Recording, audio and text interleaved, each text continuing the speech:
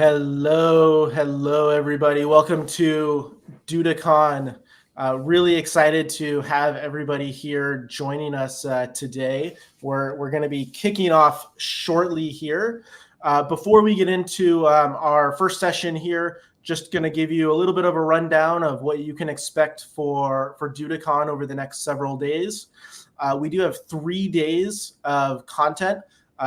Each day is roughly 3 hours that you guys are welcome to jump in and out of. If you haven't registered for these, please go ahead and do so. You can see each day has different themes. So one is market insights, which we'll get into a bunch today. Different trends is going to be day 2. And then day 3 is very much just about Duda, a lot of the new stuff that we're launching. We have a lot of our product leaders coming in on day 3. I'm going to kind of go over what's new and what's coming from the Duda platform itself. So if you guys want to, give us a little welcome, tell us where you're calling in from. I'm going to have both Amir and Itai, our 2 founders, give a little bit of an overview and where they are and who they are. Like Itai, do you want to give yourself a quick introduction? Yeah, absolutely. Thank you, Russ. Hi, everyone. Welcome to DudaCon. Excited to be here. My name is Itai Sedan. I'm the CEO and co-founder of Duda, and I'm located in our Boulder, Colorado office. Amir? Hey, guys. I'm Amir Glat. I'm co-founder and CTO of Duda. I'm located in our Tel Aviv office. This is the view behind me. And I'm very excited about today's session to share with you some of our latest developments. That's awesome. Looks like we have people calling or dialing in here from all over the world, right? We have Toronto and Madison, Wisconsin, and we have Denmark, Texas, Utah. Looks like people from all over. It's really cool to see that we have folks. I'm curious, how many folks are like Duda customers today, or do we have quite a few that are using the Duda platform, or are these mostly new folks? If you want to post in chat and tell us, that'd be awesome. Our goal of DudaCon is to really give agencies and web professionals the tools and knowledge that they need to excel in the online digital space. Duda, we serve a lot of marketing and digital agencies who are building websites for their clients. And so, we love to be able to share knowledge that we have, bring in industry experts, generate some presentations and just kind of give agencies that knowledge and tools that they have. So we're really excited about a lot of the content that we've prepared for the next several days. There's some really, really great sessions coming up here. I can see that. Great. It looks like most people here are Duda customers as well, which is awesome. So for our first session today, we have kind of a keynote for you that we're excited to go over. It's going to be in kind of 2 main sections for what's going to be presented. One is Itai will kick it off and kind of give a little bit of a state of the SMB market. Duda has run a survey, and so we have some data that we're excited to share and kind of present. And we think this gives agencies kind of an interesting position and challenge in the market as the market continues to evolve and change. And the second part of our keynote today is going to be about what Duda is doing to help agencies grow. We have some really great new features and kind of capabilities coming up that we want to tell you about. And so there's some stuff that we'll cover that has either just been released and some stuff that hasn't been released that you can learn about as well. So a great session coming up here. And we're really excited to be able to share some of this with you guys. Cool. And Amir's going to do some live demos, so that's going to be exciting. Yeah, stuff that's not released yet. It's always a little risky, right, Amir? Yeah. Absolutely.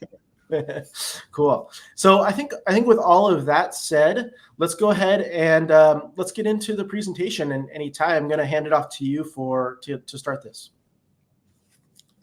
Absolutely. So Anton, can you put my slides on?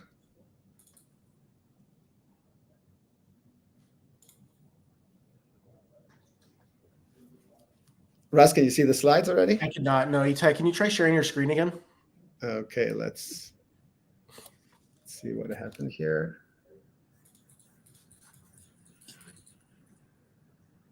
Sorry, guys, just bear with us for 1 second. Little bit of morning jitters here. And we'll get this. Okay. How are we now? There we go. Perfect. We're good to go. Okay, yeah. Let's kick this off. Let's do this. Absolutely. So, hi everyone. Welcome to DudaCon 2024. I'm super excited to be kicking off the next couple of days. We have some amazing sessions for you. Russ previously shared the agenda.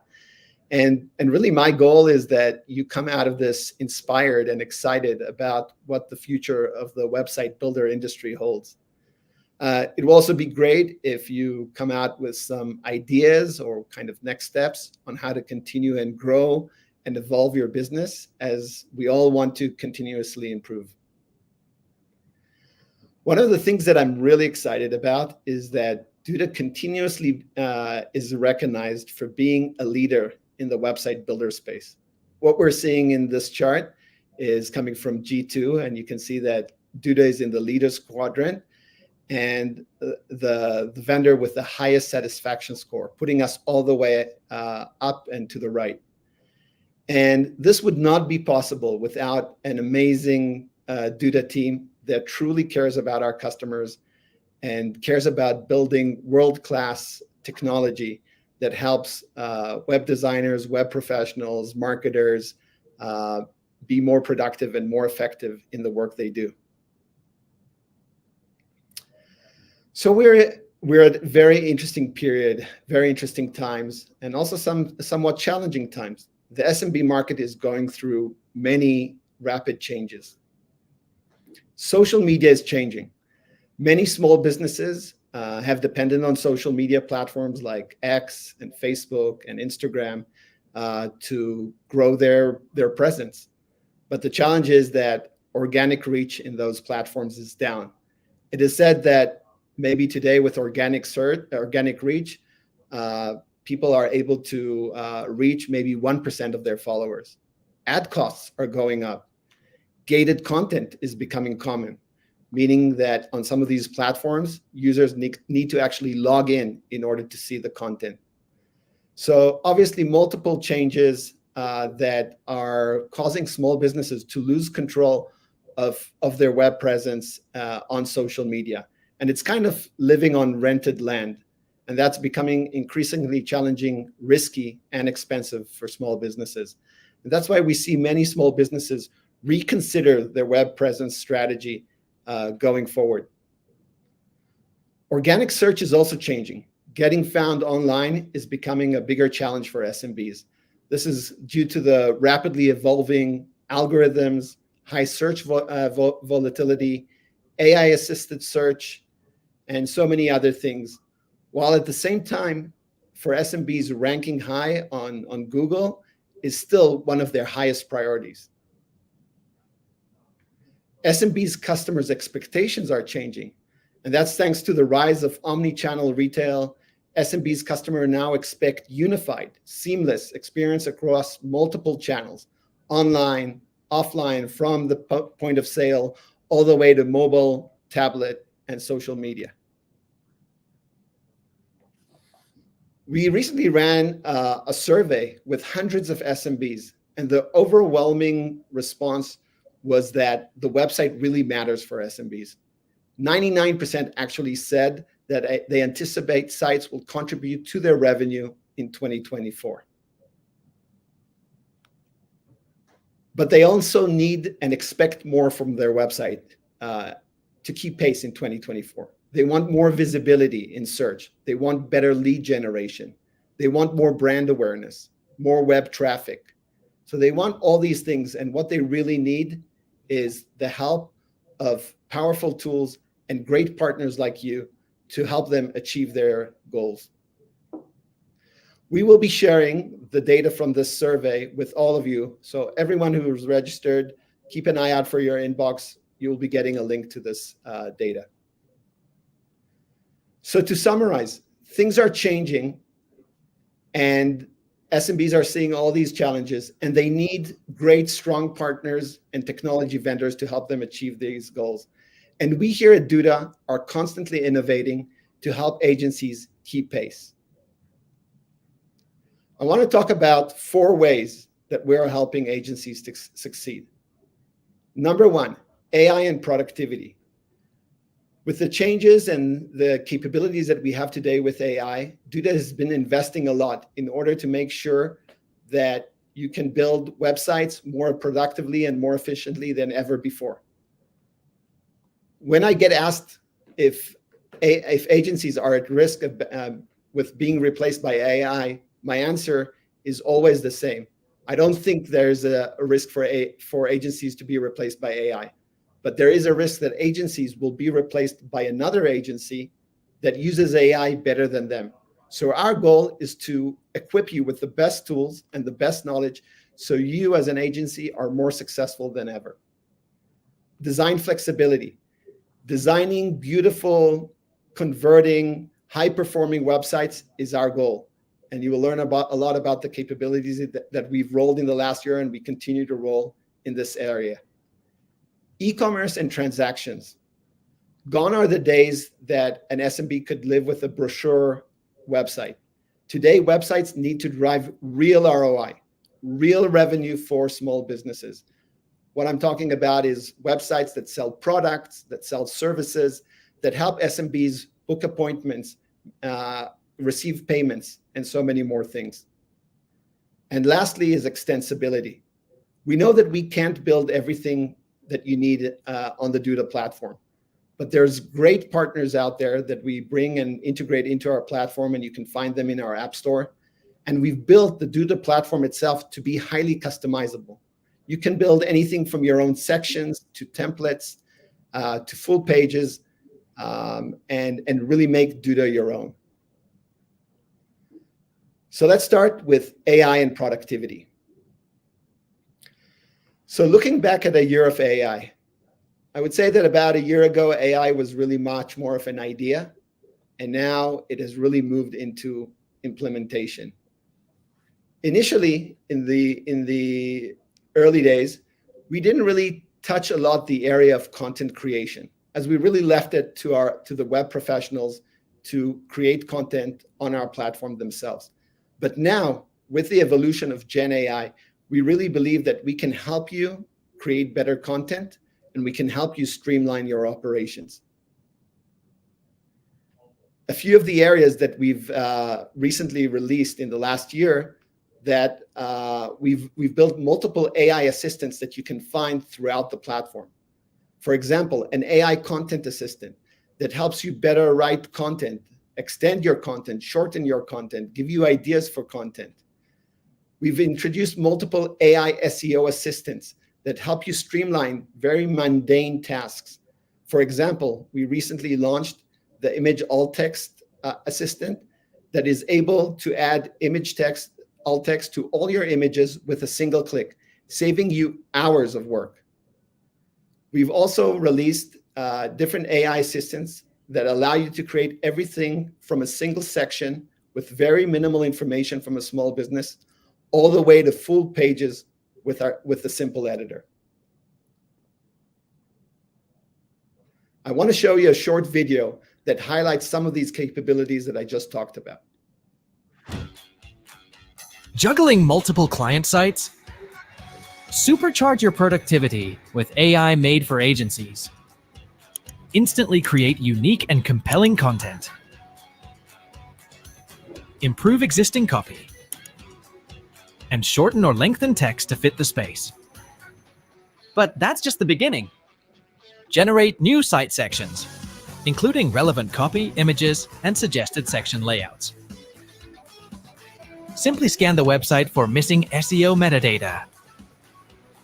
With just one click, easily add meta titles, description, and more to all site pages. Entire sites optimized in seconds. You can even add alt text to all of a site's images in one place. Launch sites in no time and deliver better client results with the power of AI.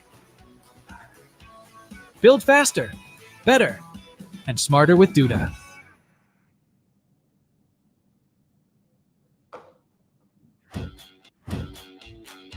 Juggling multiple. Just a second.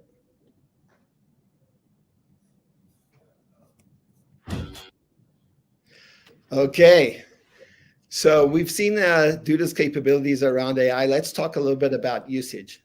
AI usage in the platform has really gotten to a staggering pace. Today, on a daily basis, we see 35,000 AI suggestions being accepted by users, and over 8,000 hours of usage of image alt text, 8,000 hours saved from usage of image alt text. And I'll hand it over to Amir to talk about what the future holds in terms of AI. Thanks, Itai. Hi, everyone. So Itai showed you like what we did the last year, but now I want to talk about the future. And we really just like, getting started. What we are trying to do is to add AI capabilities anywhere in the platform that we think that we can help you to build better websites for your customers and work like more efficiently. But we try to do it in the agency way, which means that like we don't want to just to do magic without control. We know that you as agencies, you need flexibility, you need control, you need to work your own way, and that's how we think about it. So let's look at like our next really cool features.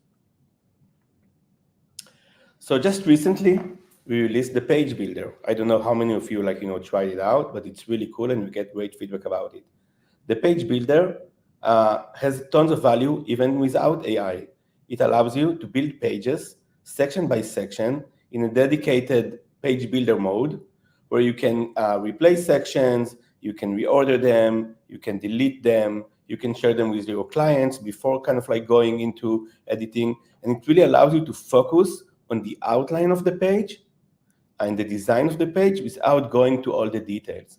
And from feedback that we got from customers, it really saves them lots of time because it's a major user experience improvement. So great. So we had like the page builder, but now we are adding AI to it. So I'm really happy to announce that page builder with AI is now going to be available in your accounts in the coming days. And with the page builder with AI, you'll be able to build whole pages using AI, drastically speed up the process of building out a full page. And I want to show you how it looks. So I'm going to do now a live demo on the platform for that capability. Great. So here I am in the Duda editor. I have a site. I want to build a site for doggy babysitter. I have a new dog. This is her. Her name is Penny. She's almost 1 year old. And since I have her, like all my demos has to include her. So this is no difference. So here is Penny in DudaCon. Great. So now I want to build like more pages using AI. I'll go over to the pages area, and you can see that we added also like a new option which is called page recommendations. So page recommendations will allow me to recommend pages for my website based on the type of site that I want to build. It opens this pop-up. I pre-filled just like few things before. The business name, which is Paw Patrol, what the business do, it's a doggy daycare, and give more context about the business. Babysit dogs, take them on walks, train them, and more. Obviously, like I don't need to be a writer to write it. I can even write with like spelling mistakes and so on. And now I click on recommend pages. So now, using AI, we're going to get recommended pages for those type of websites based on best practices. And you can see we have like different results. Results of pages, but also results of a prompt describing this page. Those prompts are going to be important later on in the process. And already here, it allows you to have full control. You can decide which pages you want. You can change the prompt as you need. You can suggest more pages. So it's not just like, one click, I have a website with AI that I don't touch. It's like really like putting you in the driving seat. So let's pick like, few pages. Let's pick the dog training tips, and let's pick the safety policies. And click on start building. So now it takes me to our page builder. But now the page builder should come and suggest sections and populate them with content using AI. So let's give it a few seconds. And great, I have like now a suggested page, kickstart your training journey. Different sections, different layouts, all with content. But now I just got started because now I have like, full control. So what can I do? First, let's say that I want to add another section, some stats about like training dogs. So let's add here like another section and choose from all the categories here. Let's choose stats, for example, and I will pick this one. And now I want to regenerate the page content. I can do that.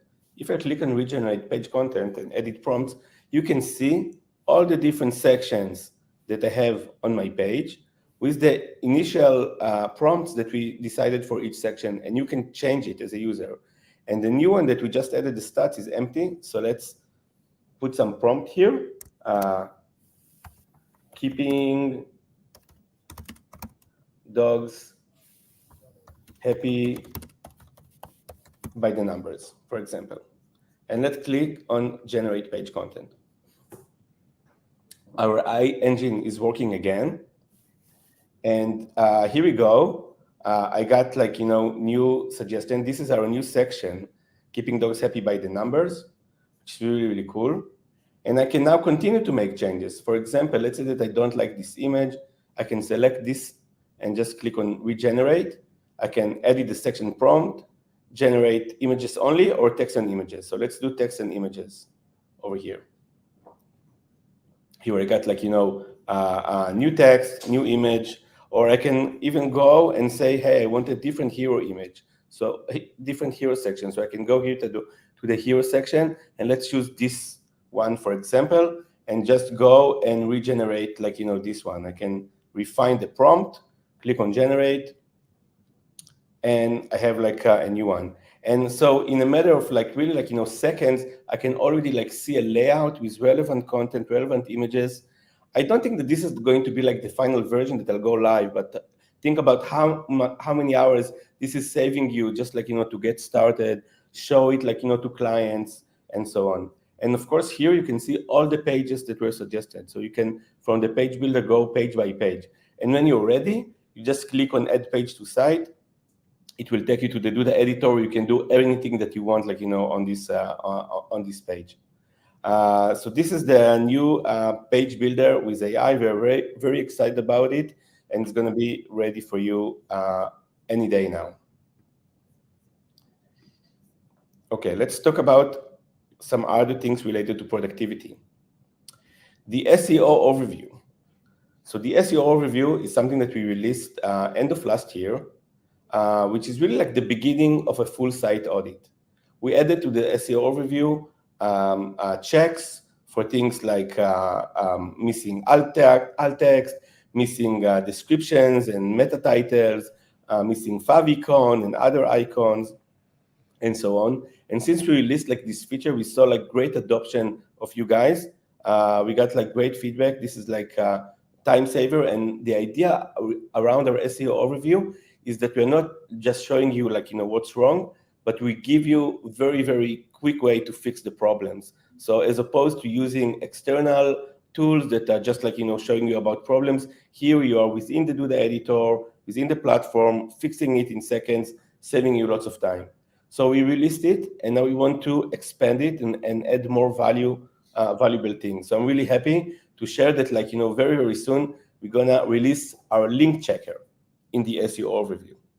The link checker will allow you to validate all the links, both internal and external links in the Duda platform, to make sure that all of them are correct. And if they are not correct, to suggest ways to fix them, either by, let me show that again, suggest way to fix them, either by going directly to the editor, to the relevant element, or setting up a redirect for it.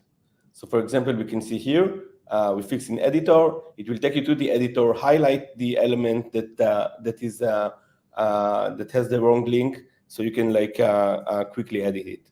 And we're not just going to help you with the links, also with the text around the link, which is also important for SEO. So I'm sure that like all of you that are doing this QA of like checking links before going live would love this new tool as opposed to any tool that you're using today, because it's so integrated and so native to the Duda platform.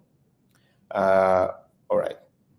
And then I want to share that, like, in Q1, we're gonna connect all the dots that you saw and gonna present a full AI site builder for agencies. It's going to look very familiar. Let me show you how it looks. So we're going to have the option to create a site with AI or start from a template. You're going to give us, like, some information. This same information can be done also via the API of Duda. Some context, business details, you can provide that or skip that. You'll be able to choose a color palette or even upload a logo, and we'll understand the color palette from it immediately. Choose some fonts. Of course, anything that you choose here can be changed later on in the Duda editor. This is like the page recommendation that you saw before, but we're going to add also like the option to add keywords, primary keyword and a secondary keyword for each page. So we'll know when we generate the page content with AI to take those keywords into account. So you can see I can add, like, some keywords for each page that I want. And when I'm done, I can click on generate my site. A site is going to be created. And of course, we're going to take you to the page builder that I just demoed you before. The page builder with all the content populated. And here you have all the control to make changes, to go from page to page, to add sections, to change prompts, and so on. And then, like, to go add those pages to the site and continue to edit them with the standard Duda editor. So this is going to be available probably, like, early Q1 for you. Okay.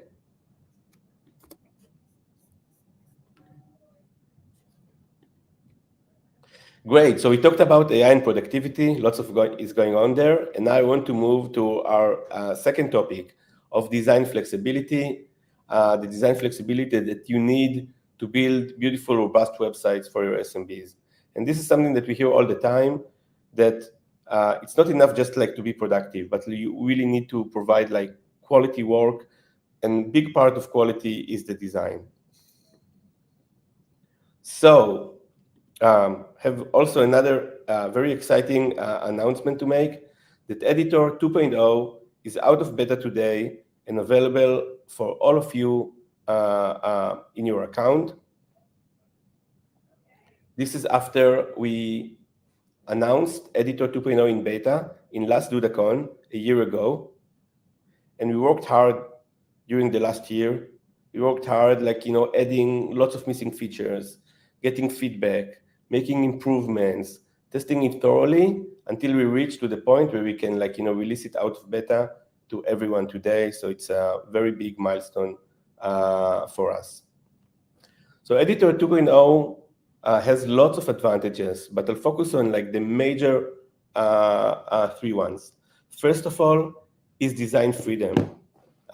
In Editor 2.0, you can make many more designs and much easier than you did before. And I will share some of it in a live demo very soon. Second, the performance, the core vitals of Editor 2.0 is even better than better than sites that were produced with the classic editor because we made like improvements to the infrastructure. And three, it uses modern CSS and fully responsive design, modern technologies, which are the future. So it's not that like the classic editor is going away. Classic editor continues to be there, but we really encourage you to start like, building on Editor 2.0, which is the future of Duda. Some stats about what we saw in the beta phase of the entire last year. So quite a lot of sites were built already on Editor 2.0. More than 20,000 sites were created during this time. So we feel like pretty strong and confident about the quality of the product. And second, Editor 2.0 for now more than 3 months is the only editor for new customers that are joining Duda. We did A/B tests for new users. We gave 50% of them the classic editor and 50% the new editor. And we tested the results. And we found out that the customers that got Editor 2.0 were more satisfied, they had better chances, like, to become loyal customers to Duda. And then we decided to give it to everyone, and now we give it also like to you, the existing customers, because we have like high confidence that you're gonna love this product. But like the really cool things about Editor 2.0 is that now we can innovate on top of it and add features that all of you asked us for many times. And now with the infrastructure of Editor 2.0, we can make it a reality. So let's talk about one of those challenges. This is how the tabs widget looks today at Duda. So all the Duda customers, all the existing Duda customers, you probably know that. So the tabs, for each tab, you can add a title, a description that you type in here, not in line, maybe an image. You can change some layouts, but this is it. It's not flexible enough. And what we heard from you is that like you want full flexibility within those complex widgets. So tabs is one example, accordion is another example, slider is another example, and so on. It was difficult for us to give you those flexibilities within the context of a single element, a single widget. So now we're going to change that with Editor 2.0. It's not available yet, but will be available in later, like in Q4. And we're introducing new layouts. And the first one is going to be tabs layout. So tabs layout will allow you to build tabs with any element within it and any design within it. I want to show you another live demo of Editor 2.0 and the new tabs layout that like we are just like introducing. Okay, so here I am in the Duda templates page. First, like how you get to Editor 2.0. Editor 2.0, it's a decision on the site level, which means there are templates that are classic and there are templates that are Editor 2.0, and you cannot mix. So once you choose like a template for a site, that's the editor that you go through. In the templates page, you'll be able to see that I can switch between classic and Editor 2.0. So it's very, very easy. In Editor 2.0, we have like beautiful templates. Some of them look similar to the classic one. Some of them are new. Let's choose one that I like. We like this template. So let's build a site out of it. And now I want to tell you about a few things that I'm really excited about in Editor 2.0. Maybe some of you saw it already if you're using it, but I'm very excited about. And those are things that were, let's say, not so easy to do in the classic editor, and I consider them as like big advantages of Editor 2.0. So the first thing, it looks familiar. You can see the editor looks familiar. It means that like for those of you who never tried a new editor before, the learning curve is not going to be very high. I think like after like a few hours playing with it, you will feel at home because many of the elements are the same. Second, switching between like desktop, tablet, and mobile is really instantly with responsive design, and this is also true on your live websites. If you just like resize the browser window, you will see that immediately. The next thing is the design panel, and especially if you are working on a large screen, the design panel over here stays here, and you can just like it doesn't cover your screen, and you can go and edit your elements with the design panel. It gives you much more productivity. The next thing is the floating bar, which this is the floating bar, which gives you quick actions to many important actions. For example, from the floating bar, I can go here and align the entire column to the middle, as an example. Next thing is the layers panel. The layers panel allows you to see all the elements of your page in one view, including like the hidden elements. So you can see here in the header, I have an icon which is hidden. Why is it hidden? Because this icon is visible only on the mobile view. And now it is not hidden because this is like the mobile view. I can click on it, it will select it automatically. It can really help to get to specific elements, to hide and unhide elements, and to get to any element like in the hierarchy very, very easily. You can also like rename those elements. If I click on it, you can like you can rename it, so later on you can find it like, more easily. Great. The next thing that I want to show you are columns. So in the classic editor, you are limited to 4 columns in a row. Here in Editor 2.0, you have up to 12 columns. Let me show you how it looks. For example, I have like this row with different testimonials. You can click on one of them and use the duplicate button. So now I have 4, and now I have 5 columns, and I can go up to 12. Another really cool things are the options to arrange the layout of those columns. So now I'm in desktop, and I have like those 5 columns. Let's switch over like, to tablet. So in tablet, you can see that now the default here was like, 1 column for those 5. But I have options. So when I select the section on tablet, I can switch. I can do that. So I'll have like here 3. And because this is 5, I'll have like nicely just 2. So it automatically rearranges. I can do that. 2, 2, and 1. Or I can even try to go there. Of course, this is not nice. I think this is really nice. So let's keep it like that. And of course, the same I can do also like, to mobile. Now it's a single. I can do the same like for mobile, but for mobile probably it looks better like that. Great. Next thing that I want to show you is something that I know that like many users like, ask for. You can see here I have like, a section with multiple columns.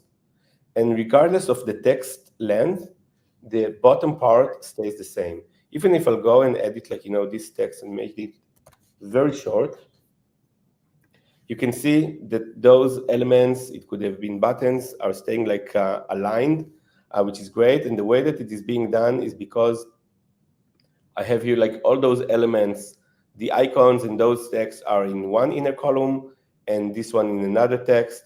And on the column level, we are using the space between of flex. So really like, much better tools like, to align elements in a better way. Then I want to show you, the next thing that I want to show you is nested elements. So nested elements is a great thing in Editor 2.0. For example, here you can see this example. So I have here like one inner column, which is an horizontal one.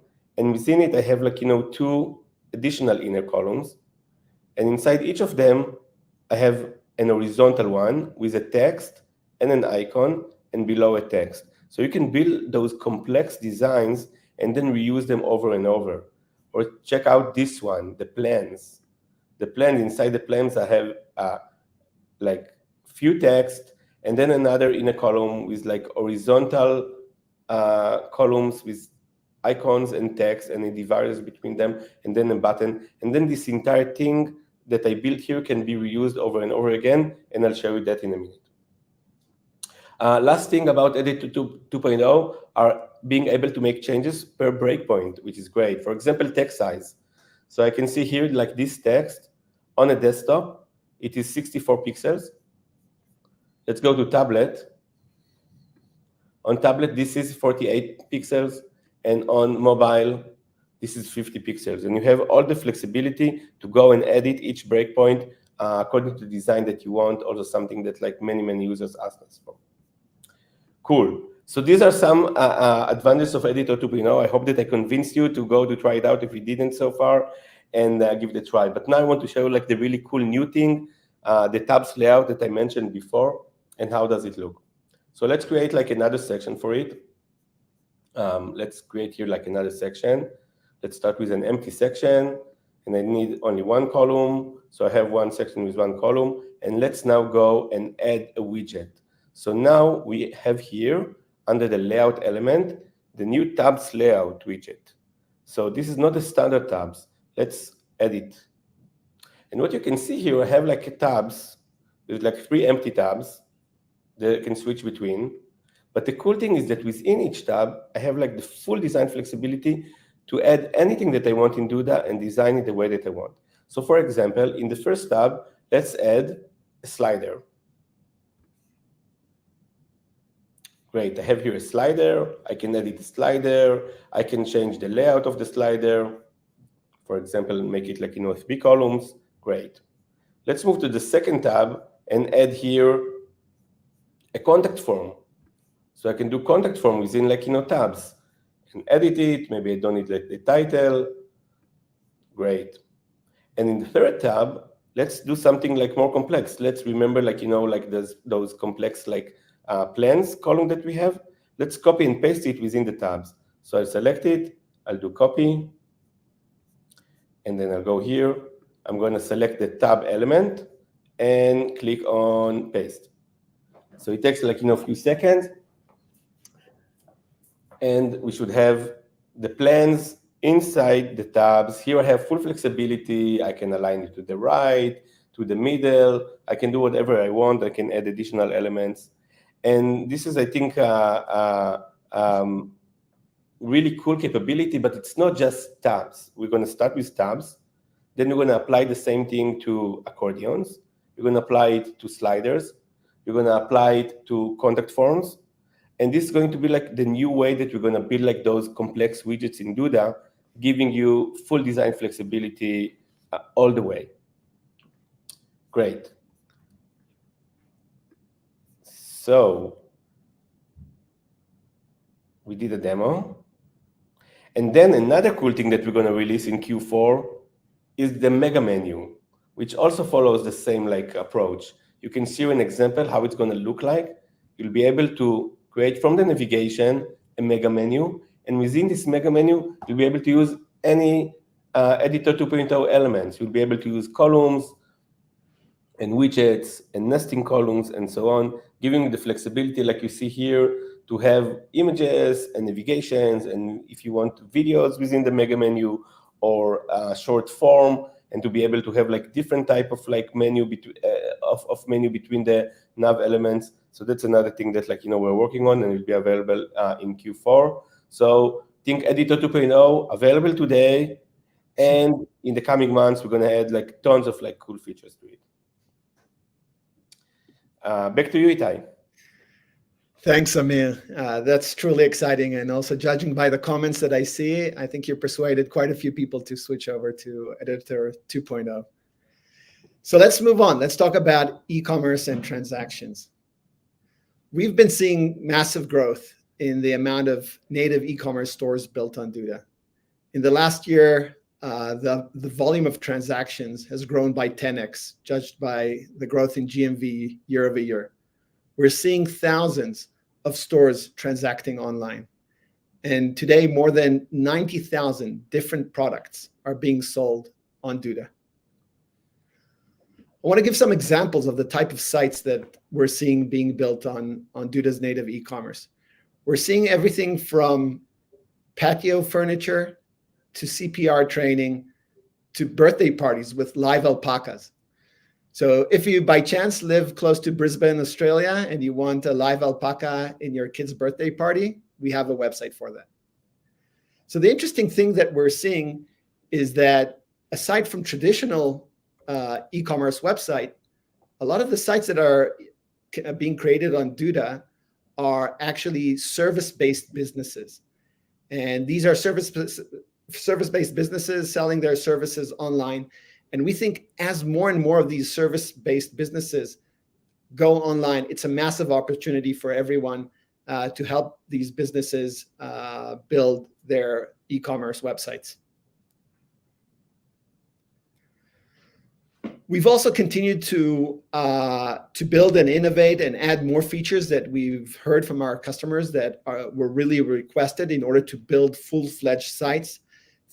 Things like shipping rate calculator, automatic tax calculation, the ability to charge subscription, integration with Google, Square as a payment gateway, product filters, cart and checkout customization, and video in product pages. We also know that when you're building full e-commerce sites, you many times need integration into leading tools in the market. Duda is not going to build all the capabilities itself, but we have a great team, our App Store team, that is curating and going out to the market and selecting the best products that you probably need to integrate into your platform and making those accessible to you. So just in the last couple of months, as an example, we've brought on Monto, which is a reviews CRM, abandoned cart affiliate, currency converter platform. OmniSend, which is a really well-known email and SMS marketing platform. And the Good API, which gives business owners the ability to plant a tree for every order. We're also continuing and adding more capabilities. And in the next, in Q4, we're going to add Printify, which is merchandise branding, and Judge Me, which is a very popular app for product reviews.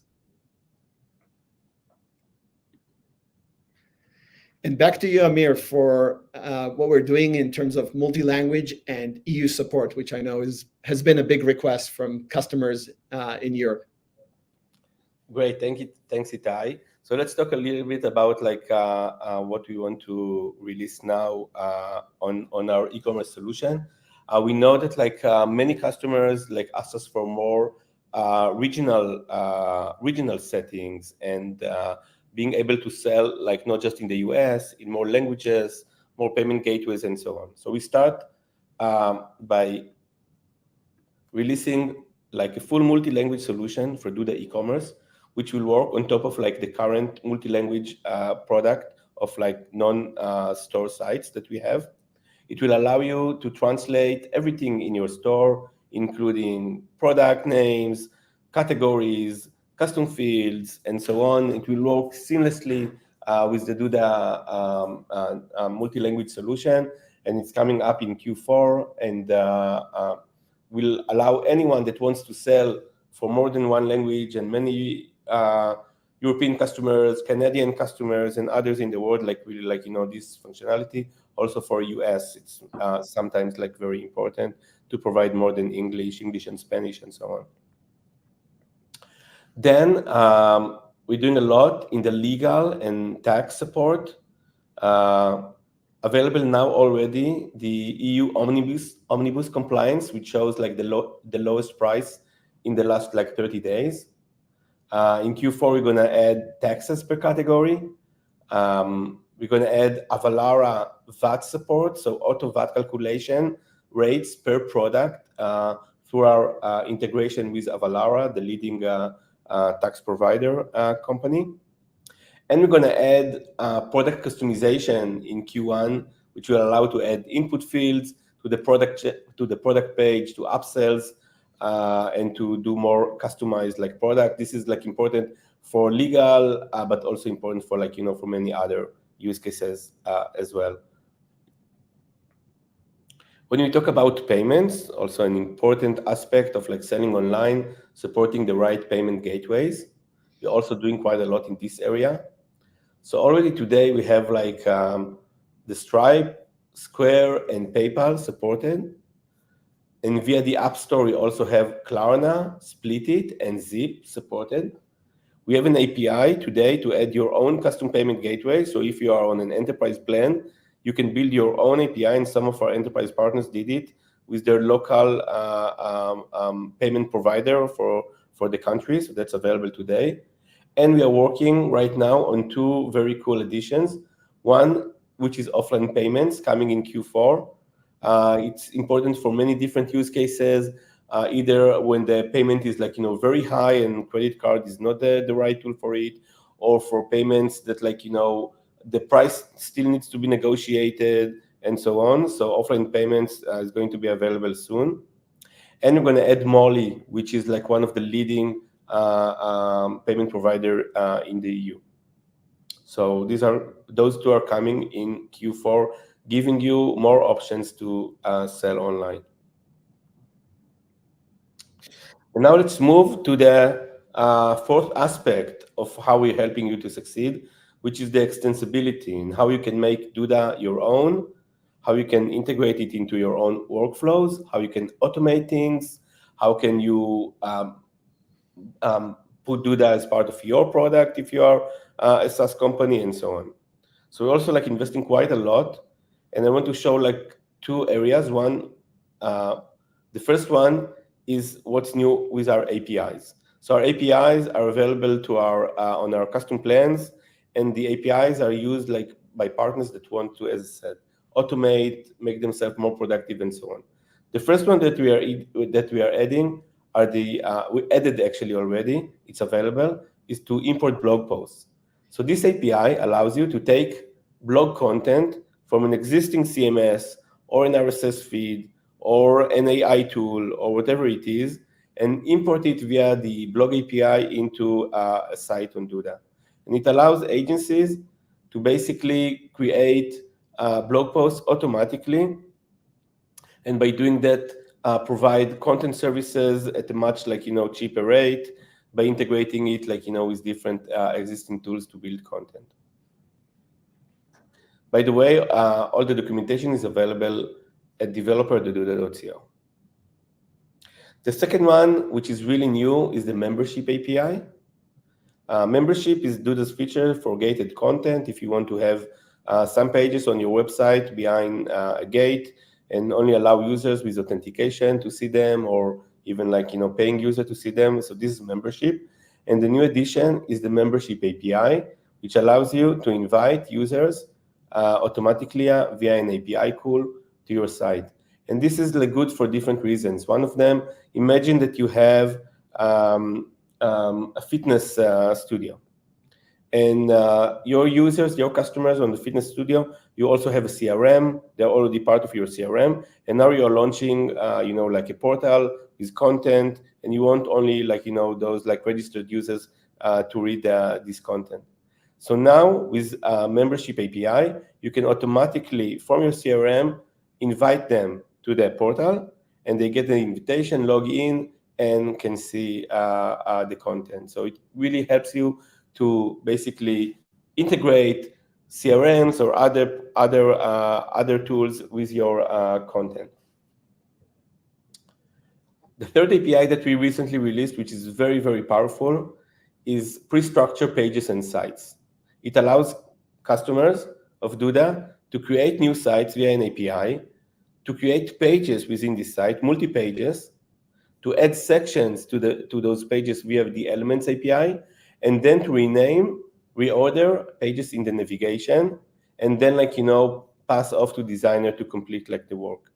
One of our partners that asked not to be named is using this flow in order to create different type of sites for different verticals. So instead of trying to limit himself to certain templates, according to the vertical, is really changing new names of pages and so on. And by doing that, saves a lot of time to the design team, because they get a head start with something that is let's say 70% done, and then the designers needs just to work on 30%.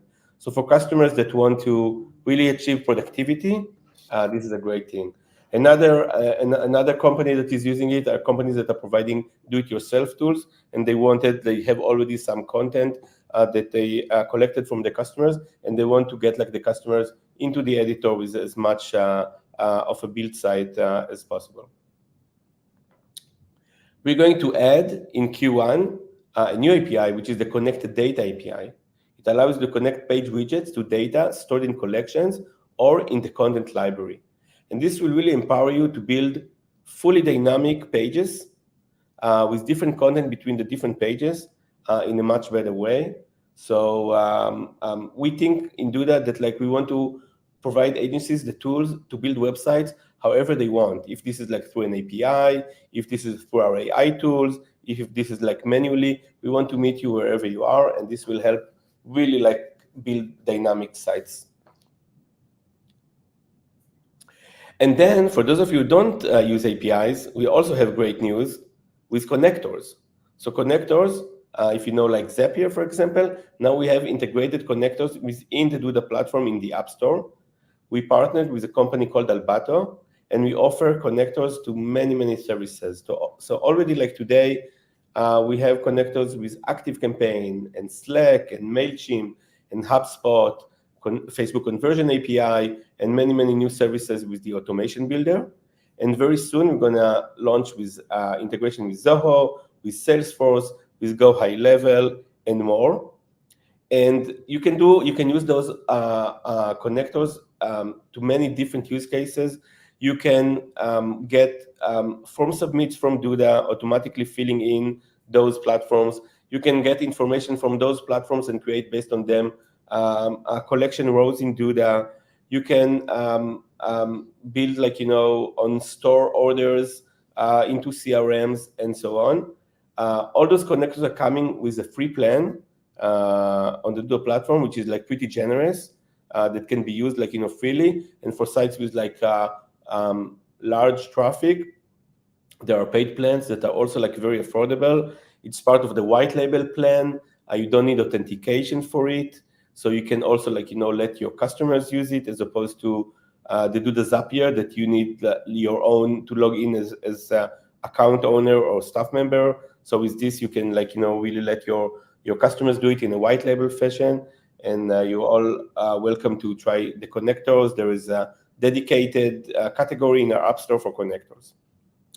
So I think we covered all of that. I want to say, before I move over to Russ, that on Thursday, as Russ said in the beginning, there are dedicated sessions from the product team about AI and productivity, about Editor 2.0, and about e-commerce. I welcome you all to join it. On Editor 2.0, we're going to have also really a workshop, not just Editor 2.0 in action, where Anat, one of our leading designers, will really show more in depth how to do things in Editor 2.0. And you're all welcome to join it if you're interested in one of those topics. That's awesome, guys. I'm super excited by some of these things that we have coming out. The feedback on Mega Menu alone was pretty crazy that we're seeing here. That you can tell customers are really excited about it. We have 3 minutes until our next session here. So I want to take the opportunity just to ask, Amir or Itai, just a few questions right at the end to get into it. Amir, one thing, we hear, and you can kind of sense this in some of the comments, is a little trepidation with Editor 2.0. I think you did a good job kind of convincing people of trying to move over. But if there's any concerns or maybe missing features or things like that, what would you say to customers who have those type of issues, or kind of pause of getting started with it? Yeah. So I think first, I totally understand that, Editor 2.0 or Flex, we are in this journey for a long time, and maybe customers tried it a few months ago or a year ago or something like that, and they didn't have maybe the best impression. So one thing that I want to say is that we invested a lot to add lots of features, lots of missing features, and we are making sure to add all the rest as well. So rest assured that everything that is available in the classic editor will also be available in Editor 2.0. It's just a matter of a little bit of time, and give it a try and see what you think. There's a big feedback button in the top bar of the editor. We love to hear from you, but we are committed to it. It's the future of Duda. We invested so much in it. We see better results. And we are committed to make it the best editor in the industry. So, yeah, cool. I saw this question a few times in the audience. We didn't mention it much, but is are we still investing in core web vitals, and is that still a focus of Duda? And I think also related, to that is there's a new core web vitals metric called INP. Is that on our radar and something we're working on? Yeah. So absolutely, we are. Definitely investing in core web vitals. Actually, we are improving our score every month. So Google is releasing every month, the score for CMS. We're improving every month, and we're definitely leading amongst all the CMS in scores. I think the stats for August is 78%, if I'm not mistaken, of Duda sites are passing core web vitals, which is much higher than any other CMS. And specifically about INP, yes, we kind of prepared to it and also continue to improve. And also in August, we have the best INP score amongst the entire industry. If I'm not mistaken, we got to 93% of sites getting a good INP score on core web vitals. So yeah. That's great. Well, cool. Amir, Itai, thank you so much for giving us some insight into what we're working on and insight into the industry. We're out of time here. So thank you everyone for tuning in and listening and being part of DudaCon. We have some awesome sessions coming up here right after this. So please stay on the line. We're going to make a switch and get the new folks in here. Thank you, guys. Thanks, everybody. Bye-bye.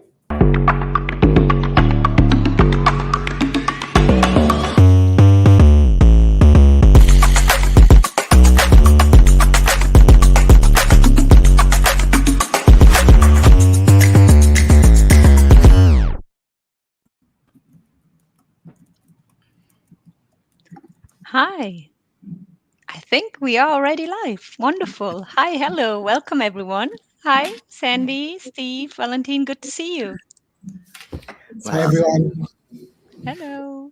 So welcome to DudaCon Day 1, actually session 2 already. I hope you all enjoyed the first session to kick it off. And now we have a super exciting topic. My name is Punarin Sal and I'm your host for today. And we're going to talk about winning retention strategies to keep your clients loyal in 2024. Who doesn't want that? So let's buckle up and let's meet our speakers and panelists.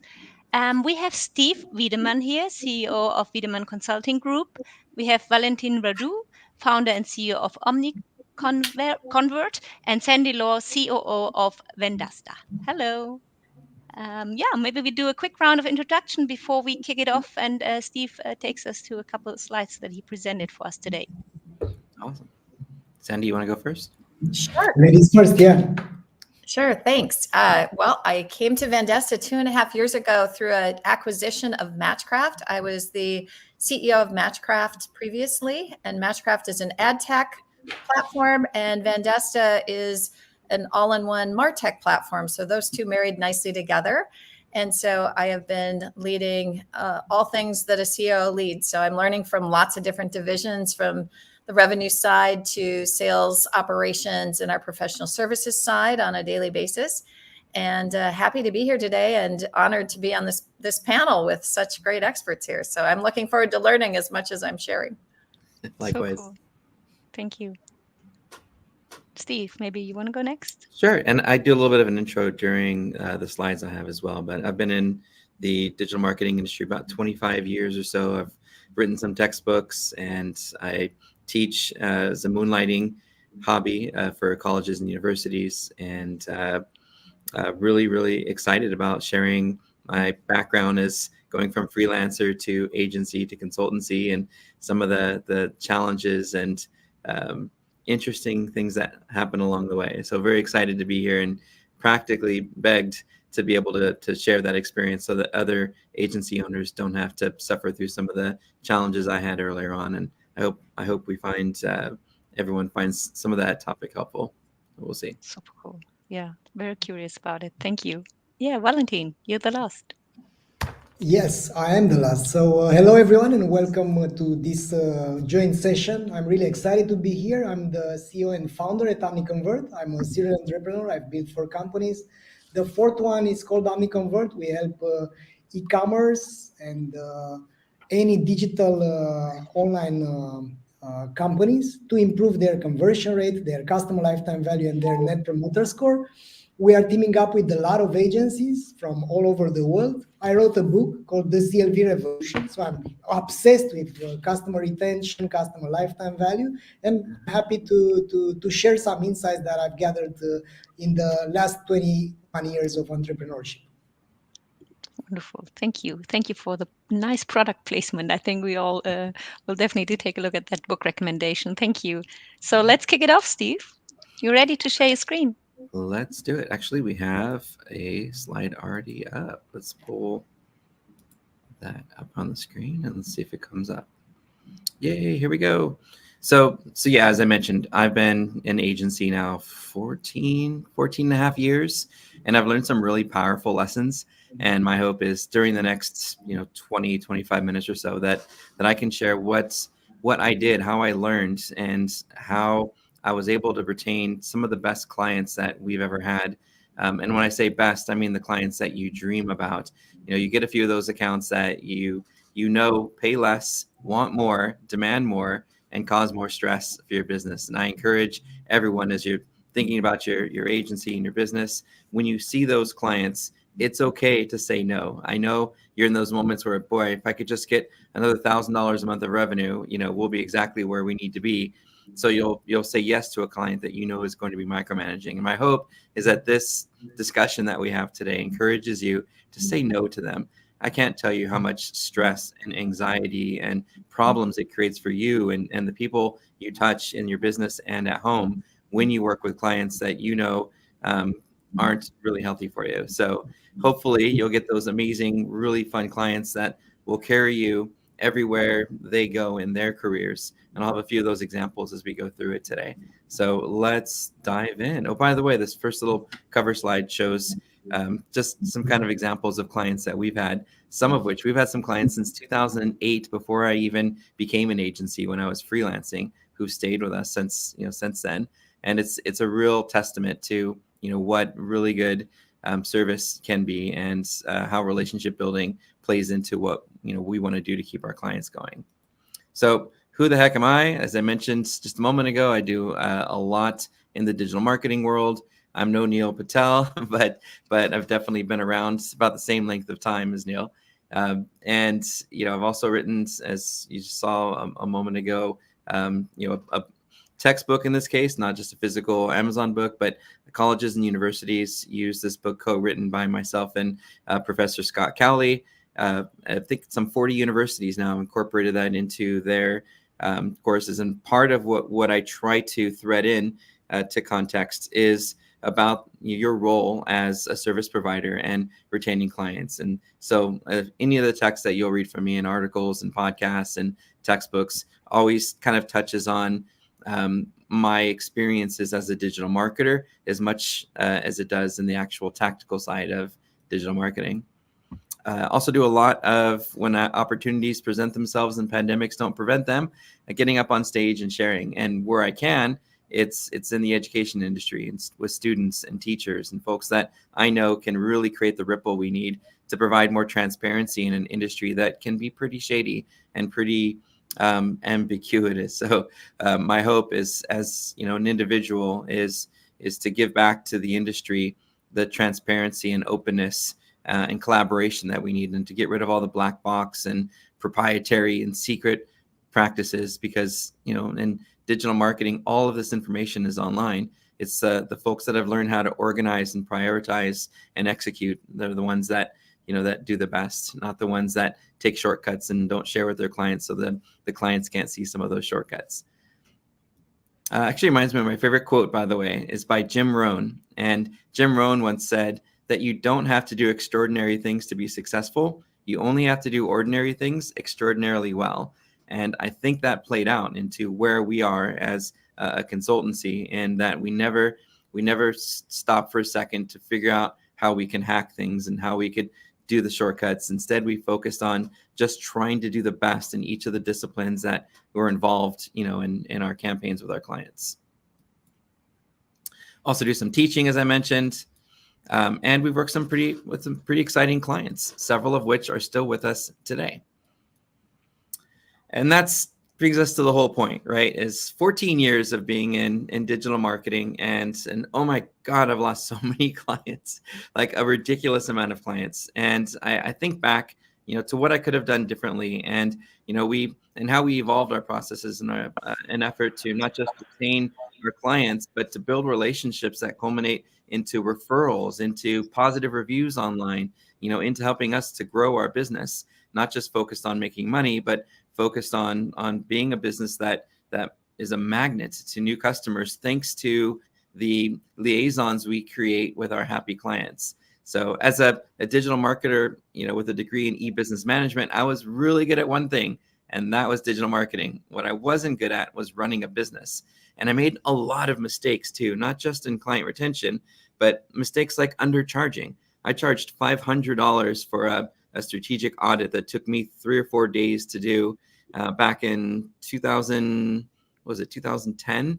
And today we charge as much as $50,000 for basically the same audit and strategy, just better looking, a little bit deeper research, and not that much different, but it's the expertise and the repetitive practice the reason why people come to you, because you're so good at what you do after so many years of doing the same thing over and over and over again. But we were undercharging. I didn't know that.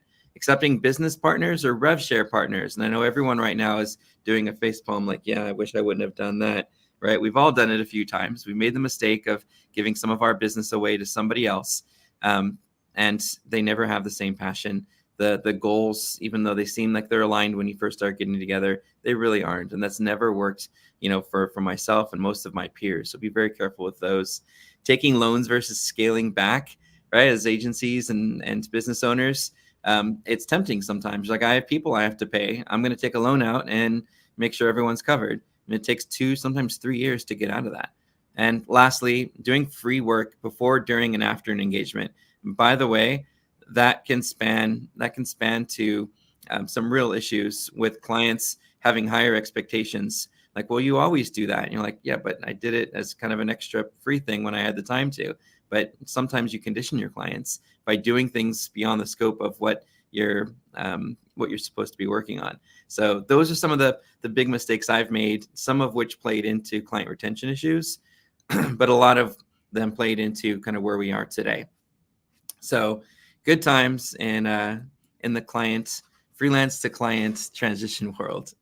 Now, here's the thing I also recognize, and I did some math on it, and this has to do with the actual money part of it. And you would think that that it's okay if a client goes away, I'll just get a new client.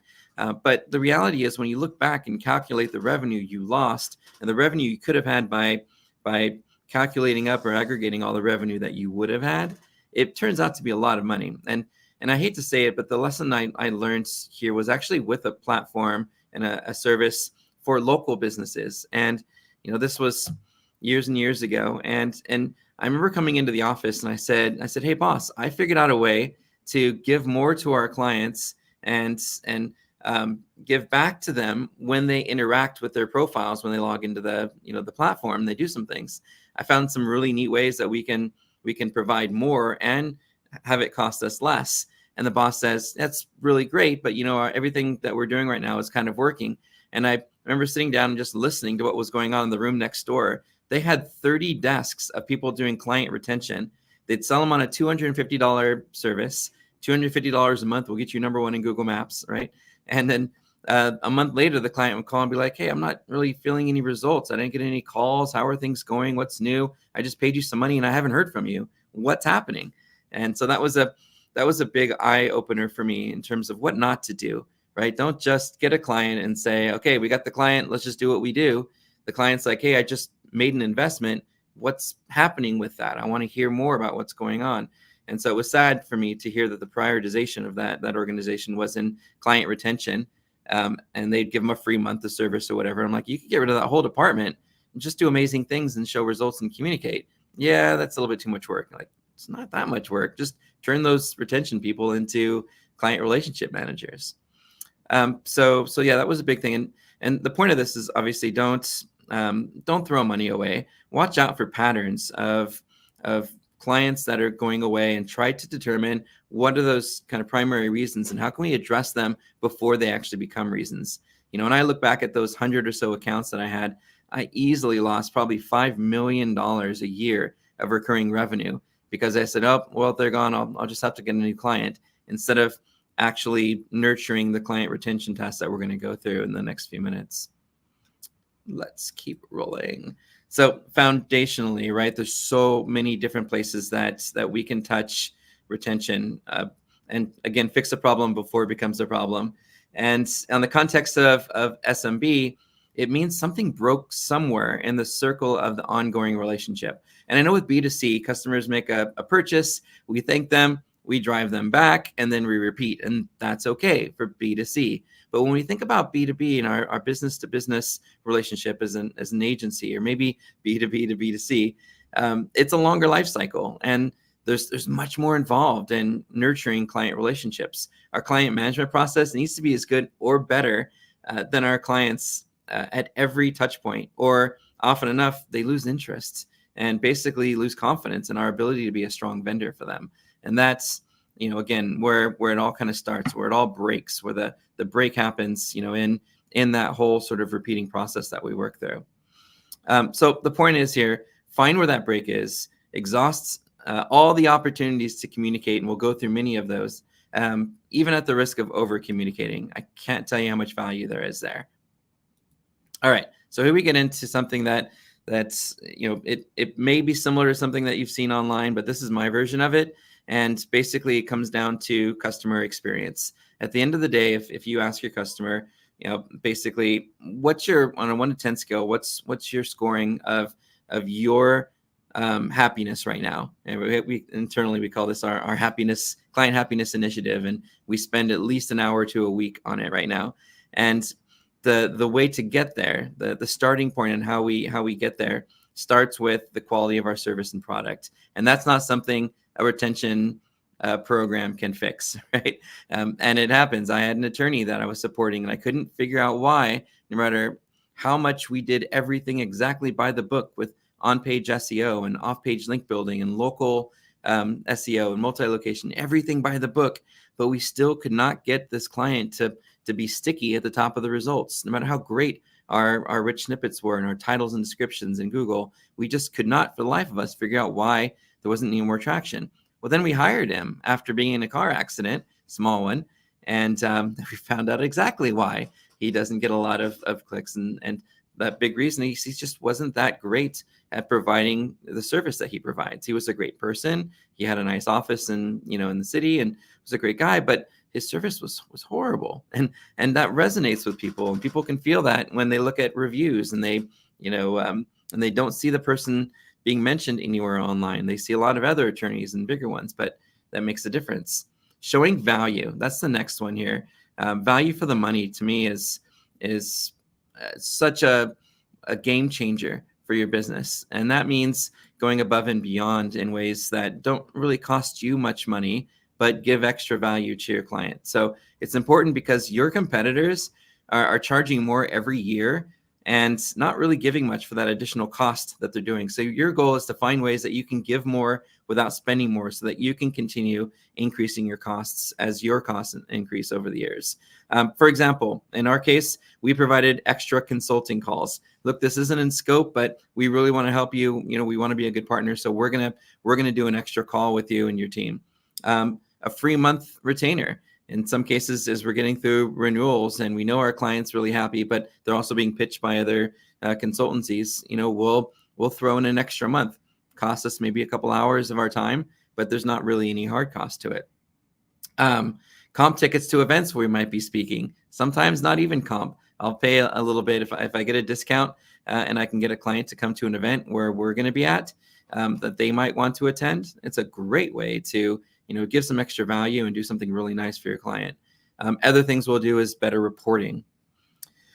Next thought is thinking about the fact that your clients are being pitched by competitors. So when we look at like innovation and adaptivity in this particular diagram, we're talking about avoiding not being innovative enough and adapting to the changes that are happening in the industry. In SEO, the whole industry is flipping upside down right now with AI and AI overviews and Search GPT and Gemini and Claude and Perplexity and Copilot. All these things are happening to advance the ways, the methods that our customers are going to be searching. We got to pay attention to that.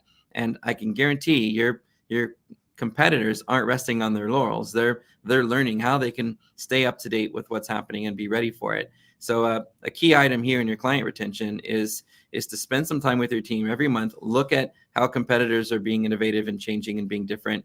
Look at the industry and the opportunities and the tools that are available to be more innovative, and share those during your once a month reporting. Or if you're doing automated reporting, send it with a little note. Hey, by the way, some changes are happening in the industry. Whether you're aware of them or not, we want you to know that we're on top of them, and we'll have some strategies and ways that we can help you, as we continue to grow together. Loyalty programs are great as well. I've got some examples of this where we've done this in the past. I mentioned the client platform earlier that they didn't take into account our suggestions. Well, one of our clients did, and what they did is they started to give credits back to their customers who interacted with their platform. It means they logged in, they updated their information, they added a post or shot something out through Google Updates. They did something interactive instead of just ignore it and just hope leads come in. They actually went into the platform and did some work. And then they got an email saying, hey, we noticed you earned 5 new citations to your business this month. That's fantastic. Great job. As a thank you and a reward for being interactive, look for a $2 credit on your next invoice.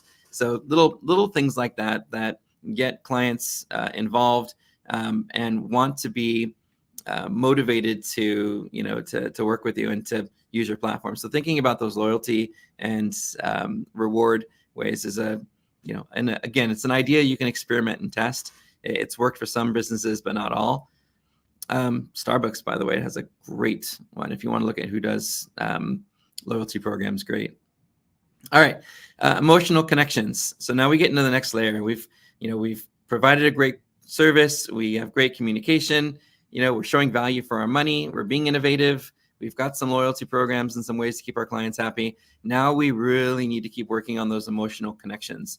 I've built relationships with my and our clients here where we know each other's kids' names. This morning, I even text, one of those clients, and I was like, "Hey, happy birthday!" Because I kept track of when our clients' birthdays are, and I want to send a personal message. And I hope you have an amazing day. Then I send a silly meme or a dad joke or something that makes them chuckle or laugh and go, "Oh, that's Steve Wiedemann. He's always such a goofball." And that's how they know me, because I'm trying to develop a relationship in a way that's memorable and not just focused on trying to earn money. It's trying to build friendships that culminate into years and years and years of business for us. Don't just be a face on the screen to your clients. Be an actual person with a real connection. Next one's company reputation and credibility. So this is where all of that relationship building can play into something that helps you get new clients as well as retain existing clients. And that is, the understanding that your clients and your potential clients are doing their due diligence. So creating great relationships and then going back out to those clients and saying, hey, I got your email. I'm really glad you're enjoying what we're doing and that you're happy with the results. As a small growing business, it's really important to us to get that kind of feedback out there. So here's some places like Clutch and Agency Spotter and UpCity, where you could share your experience with us.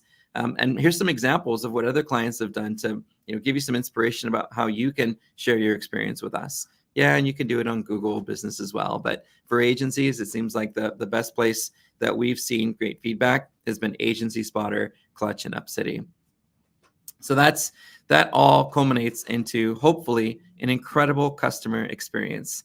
And if we have that incredible customer experience, they're not going to go anywhere, and you'll be able to retain that client. One example, one of my favorites, is John Burke. And I don't know if he's on watching and going to give me a hard time later, but John's been with us, well over 7 years now. He brought us in basically to give Applebee some strategy back in, almost a decade ago, it feels like. And I remember him giving a lot of different quotes that I wish he would have posted online somewhere. But the message in those quotes was that we've worked with a lot of great platforms, but the greatest part about those platforms is having Wiedemann there to help us to navigate how we're using them and making sure that we're paying for just what we need. And I remember a moment during the pandemic where Applebee's, IHOP, and all the restaurants were really struggling. Remember this? All the restaurants were shut down because of the pandemic. We couldn't go into a restaurant. And Applebee's was one of the brands we work with who called us and said, hey, we may need to go on pause for a while because we're closed. And we're thinking, well, gee, you could do takeout and delivery and some other things to keep the kitchens open, and they decided, yeah, like most businesses, we're going to do that. We're going to keep the kitchens open. And we said, well, great. Then here's some things we can do from an SEO standpoint. And by the way, if we need to pause on billing for a couple months to get through this together, we will. So let's get through it together. Let's start by creating some pages specifically for takeout and delivery across all Applebee's locations. And we did that, and they were able to get top placement for a lot of those different keywords, like dinner delivery near me, or American food delivery near me, restaurant with takeout near me, right? All of those different localized queries. and creating a page across every location enabled us to keep the lights on. We saw online orders come through, and it worked. To be fair, we'd pitched this idea well before the pandemic, but this was the excuse we needed to really try to push it through. And then when the pandemic started to come to an end and they were doing online and dine-in, right, but with the same or less staff than they had, because some people didn't come back to work after the pandemic, they were like, oh my God, we don't have enough people to do all this work. And we said, well, great, let's create a restaurant jobs page for every location, and let's bring in some applications. 52,000 applications in the first 90 days after deploying was a real win for the business. So we kept the kitchen lights open, and we did it voluntarily for free, and we brought employees in to help handle the workload when it was over. And there's an example of going above and beyond, that you can think about as you're getting, those really amazing clients you like to work with. Look for those opportunities and take advantage of them. And yes, there is a cost of business with some of it, but it played out. And guess where John is now? He's at Qdoba. And guess what? SEO consultancy works with Qdoba now. All right. So those relationships matter. And when you do things that matter to the business, it's remembered. And the stakeholders that you're working with will hopefully carry you along in their journey wherever they happen to go as well. All right. As we get near the end, proactive strategies is something else I want everyone to think about, because this is something where we lost so many accounts by not being proactive.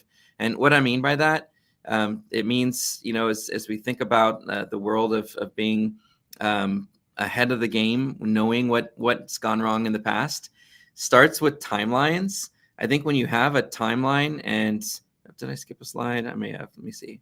Nope, I didn't. Okay, cool. Thinking about timelines, when your clients have no ambiguity and they know exactly what you're going to do and what's expected of them and when they're going to do it, and you review that once a month and you say, hey, we're on pace, everything seems to be where it needs to be, you don't have that moment of, I wonder what our agency is doing right now. I wonder what they're working on. Timelines have been such a huge win for us.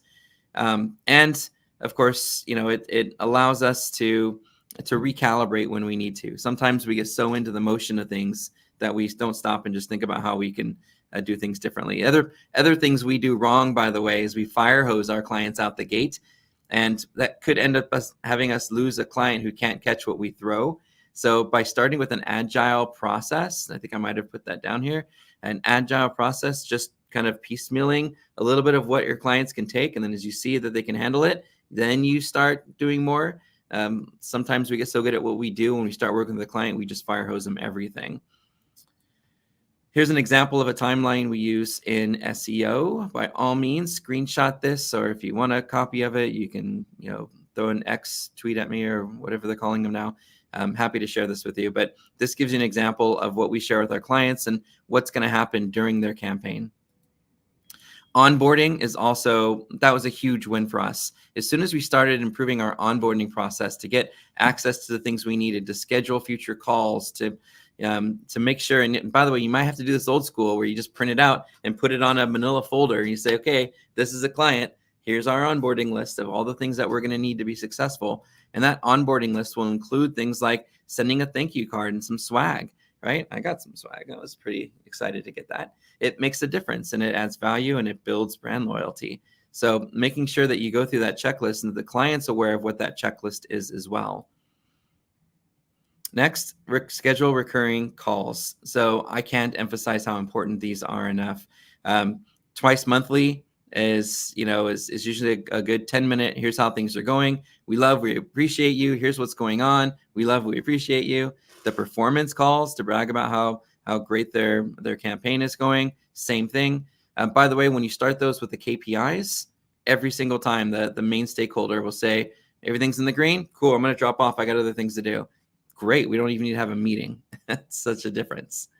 And then over delivering on experiences. So making sure that we're exceeding our expectations wherever we can. It's a what's the word I want to use? It's a catalyst to years and years and years of client loyalty. And unexpected value adds. We've done so many really cool, creative things to make sure our clients know that they're appreciated. Hey, we know this isn't in scope, like I said earlier, but here's something cool that we did for you that you might really like. And then over delivering on experiences. So making sure that we're exceeding our expectations wherever we can. It's a catalyst to years and years of client loyalty. And unexpected value adds. We've done so many really cool, creative things to make sure our clients know that they're appreciated. Hey, we know this isn't in scope, like I said earlier, but here's something cool that we did for you that you might really like. and then maybe send them some swag and say, it's just a reminder of the fact that we appreciate you and your business. And then doing something above and beyond. When we noticed that Olive Garden was cannibalizing Applebee's in paid search, we said, well, fine, let's do a page for pasta and breadsticks. And now if you search for pasta and breadsticks, guess who ranks usually above Olive Garden in the web results? We did that as an extra thing to try to show our clients something that they can brag about to other key stakeholders that adds extra value to what you bring. And then I think that about wraps it up. Which one? Other than just reiterating building lasting relationships. I don't have Frontier. Sandy, I think you're on. So that's reiterating the fact that those relationships are so important, especially with the key decision makers, can make all the difference in your campaign. And my big experience with it as I started, just to sort of bookend it, is I started out really focusing on what I do and what I'm delivering to my clients, when all along, all they really wanted was to feel cared about, to know that you're in tune with their business objectives. This one last example was, I remember earlier on, we got a new client. We're really excited. We had a kickoff call. One other team member talked to them during that kickoff call. Another team member picked up the account as an account manager and went through our standard audits and strategy. We were all excited. We were reviewing the audits and strategy with them, and they were like, yeah, that was amazing. And we said, what'd you think? And the client's like, this wasn't what we needed. We were having problems with Yelp rankings and some other stuff that wasn't even included in this. It was a disconnect because we didn't take the time to really understand what our clients' key business objectives and pain points were ahead of time. And so, again, focusing your energy on making sure you truly understand and care about and recognize and reiterate to your client what their needs are can be an everlasting component of what becomes a long-term strategy. Even if they don't hit their KPIs, if they know that you understand where their challenges are and they know that you're working with them to fix them, that client's going to stay with you forever. I got one other slide on here, is just handling those cancellations and service pauses. I mentioned a few ideas earlier. The delivering more value, giving extra that doesn't cost your business more to be able to handle that. And then, of course, negotiating a win-win. I've turned clients that want to cancel into clients that upgraded. And in many cases, it's simply, look, why don't we take this off your hands, since this seems to be a bottleneck for you? We'll handle that for you, is what we do, is an extra thing. And there might be an extra cost, there might not be, but let us take that off your plate. And see what we can do to make sure that you're hitting your objectives without feeling overwhelmed. That actually resulted in a client almost doubling their spend with us just by taking something off their plate. And then that's it. That's my kind of experience and examples and stories of client retention. And I guess we open it up to panel discussions now. Yeah. Thank you. Thank you very much. And we have a pretty engaging chat. There was a lot of communication already and some questions that popped up. So Awesome. before I dive into the questions, please also, if something comes along, put them in the comments. We are seeing them and we'll ask the questions into the chat now from Steve, Sandy, or Valentin. And the first question I would like to ask is, whoever wants to take this one, what are some best practices for onboarding new clients to set the stage for long-term retention? Sure. You can definitely have my cheat sheet if it helps you, but I'd love to hear what the other panelists have to say. Yeah, so I can take this one. So I think in my experience, so I've run different business models. One of them was, of course, the software as a service, and we also had the managed services, the component. And working closely with agencies, we realized that many agencies don't understand what is the brief of the customer, what is the kind of progress that they are trying to make. So unless you know the progress that they are trying to make, you will come up with your processes, with your onboarding, and that's it. So I think at the very beginning, after you close a customer, you reiterate in the kickoff meeting what kind of progress they are trying to make, how will this cooperation will be successful in 3, 6, 9, 12 months. So what should happen down the line, what kind of KPIs, how the success will look like. And once you understand that, in the onboarding, you make sure that you calibrate your pace and state very clearly what you need from the customer, because it takes two to tango. Many companies think that they got an agency, they can do it all. They will fix their business model, they will fix their website, they will fix their SEO and so on. But the harsh reality is that that's not the case. So that's why the first thing in the kickoff meeting is understanding what is the progress they are trying to make, demanding from the customer what you as an agency need from them in order to be successful, and then outlining the next steps, like what should be happening on the timeline. I guess these are some tips from my end, but I'm open to hear other ones' ideas on this topic. I'll just jump in and add that from our perspective, we call it the valley of death, which is the first 90 days. So agree with you totally, Valentin, that you have to set expectations, have common KPIs, but that first 90 days is essential. We see that firsthand in ours, that if we don't demonstrate our value early on, that then we find that our churn is higher. And Forrester research shows that 80% client retention is determined in the first 90.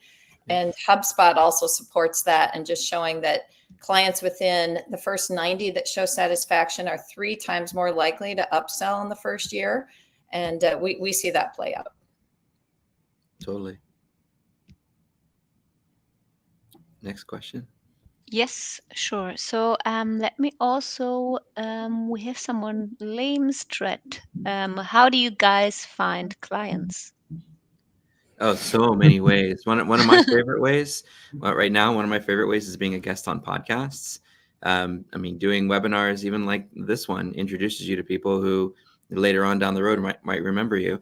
But we used a service called Interview Connections, and they would basically do some outreach for us to connect us with podcasters in marketing and business and entrepreneurship, collabing with other brands and software platforms that do events such as this, give you an opportunity to share expertise and experience in ways that introduce you to new audiences.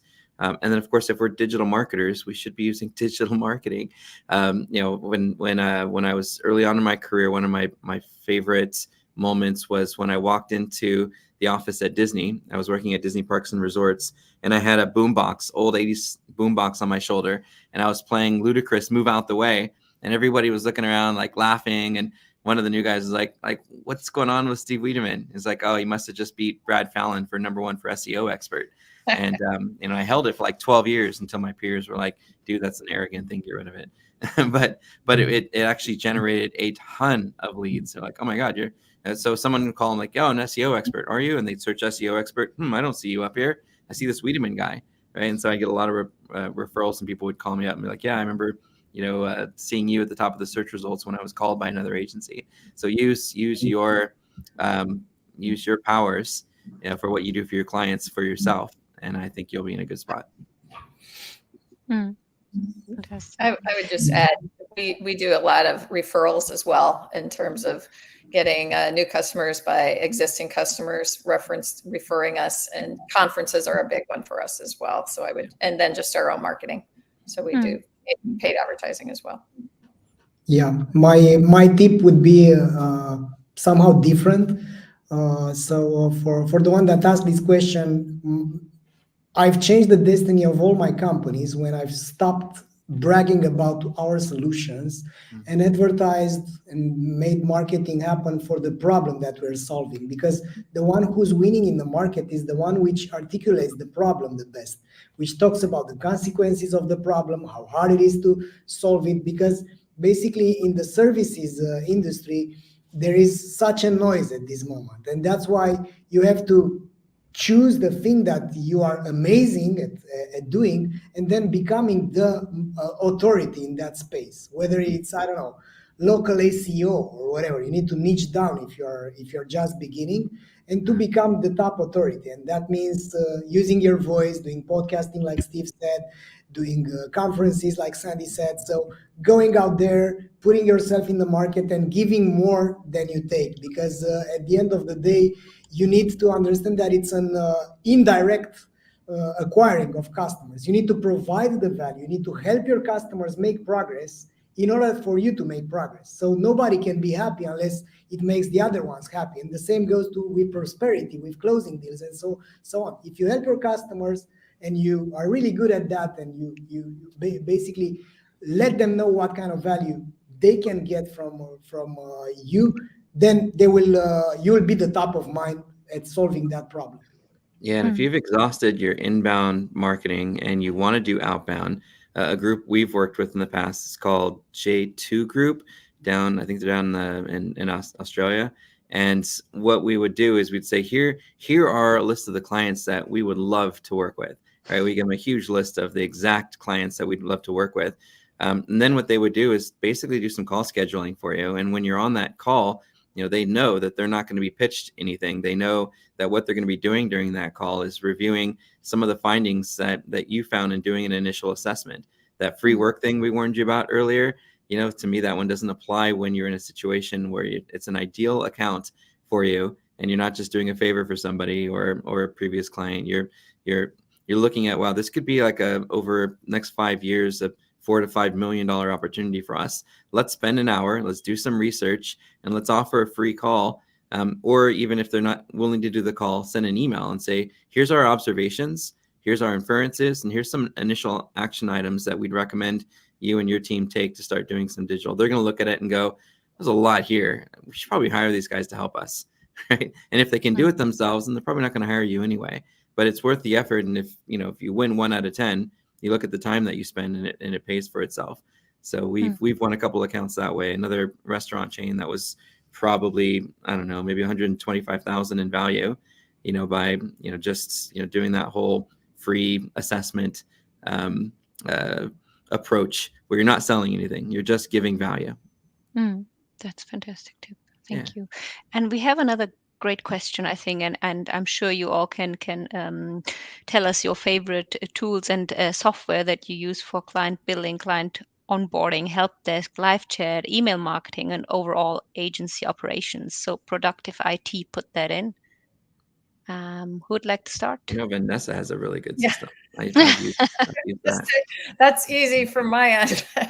It's our proprietary Vendesta platform because it's really an agency in a box. So anything an agency needs to market, sell, bill, fulfill, and deliver. And so a task manager and payments and everything's all included in our Business App Pro product. So so affordable too compared to some of the other things that are out there. Thank you, Steve. I owe you a beer. Cool. It's true.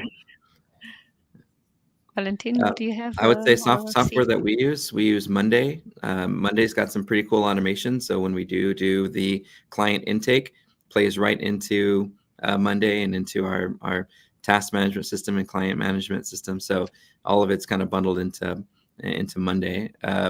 We were using HubSpot years ago, and it just for the small number of clients and prospects we have and the minimal amount we're actually using it, we decided to cancel it. Now, we're doing a lot of that work manually. It's more personal. There's no unsubscribe links on anything. It's someone you've already talked to, engaged with, and you can just have that one-on-one. But I would say for larger agencies, you can use Google Forms, to create some output, or you could use Monday and some of its tools to, port things into one place. Again, we're using HubSpot for a while that had that. And then, Vendesta, as we just talked about, has some pretty cool all-in-one that makes things a little bit easier for you. That's cool. Valentin? Well, we use the usual suspects like Intercom, HubSpot, Jira, stuff like that. So basically, I think it's not about the tools so much, but it's about the processes that work for you, and then you can adopt the tools that work. But at the end of the day, the tools can help you a lot. But in this business where you don't have like 500 customers, you have to take into account more the relationship component of it. So if we are to talk about the retention strategies, I think building QBRs, for instance, it's more important than what tools are you using to do these quarterly business reviews and to show that you've made progress. Having someone which truly care about the customer, so having a face, someone that calls them or builds, I don't know, a small Loom video with what's the progress that we've did, because you are on the run and maybe you want to see only the outcomes of our services. This is way more important than the tools, even though, for God's sake, we are selling tools. I mean, that's what we do. So a fool with the tool is still a fool, kind of, right? So you have to have the right relationship, and that I think machines can't replace, really. So that already leads me to the next question. I think it just really matches this conversation really well. From Jeff Perkins, he is asking us, does SEO education and training seem valuable for your clients?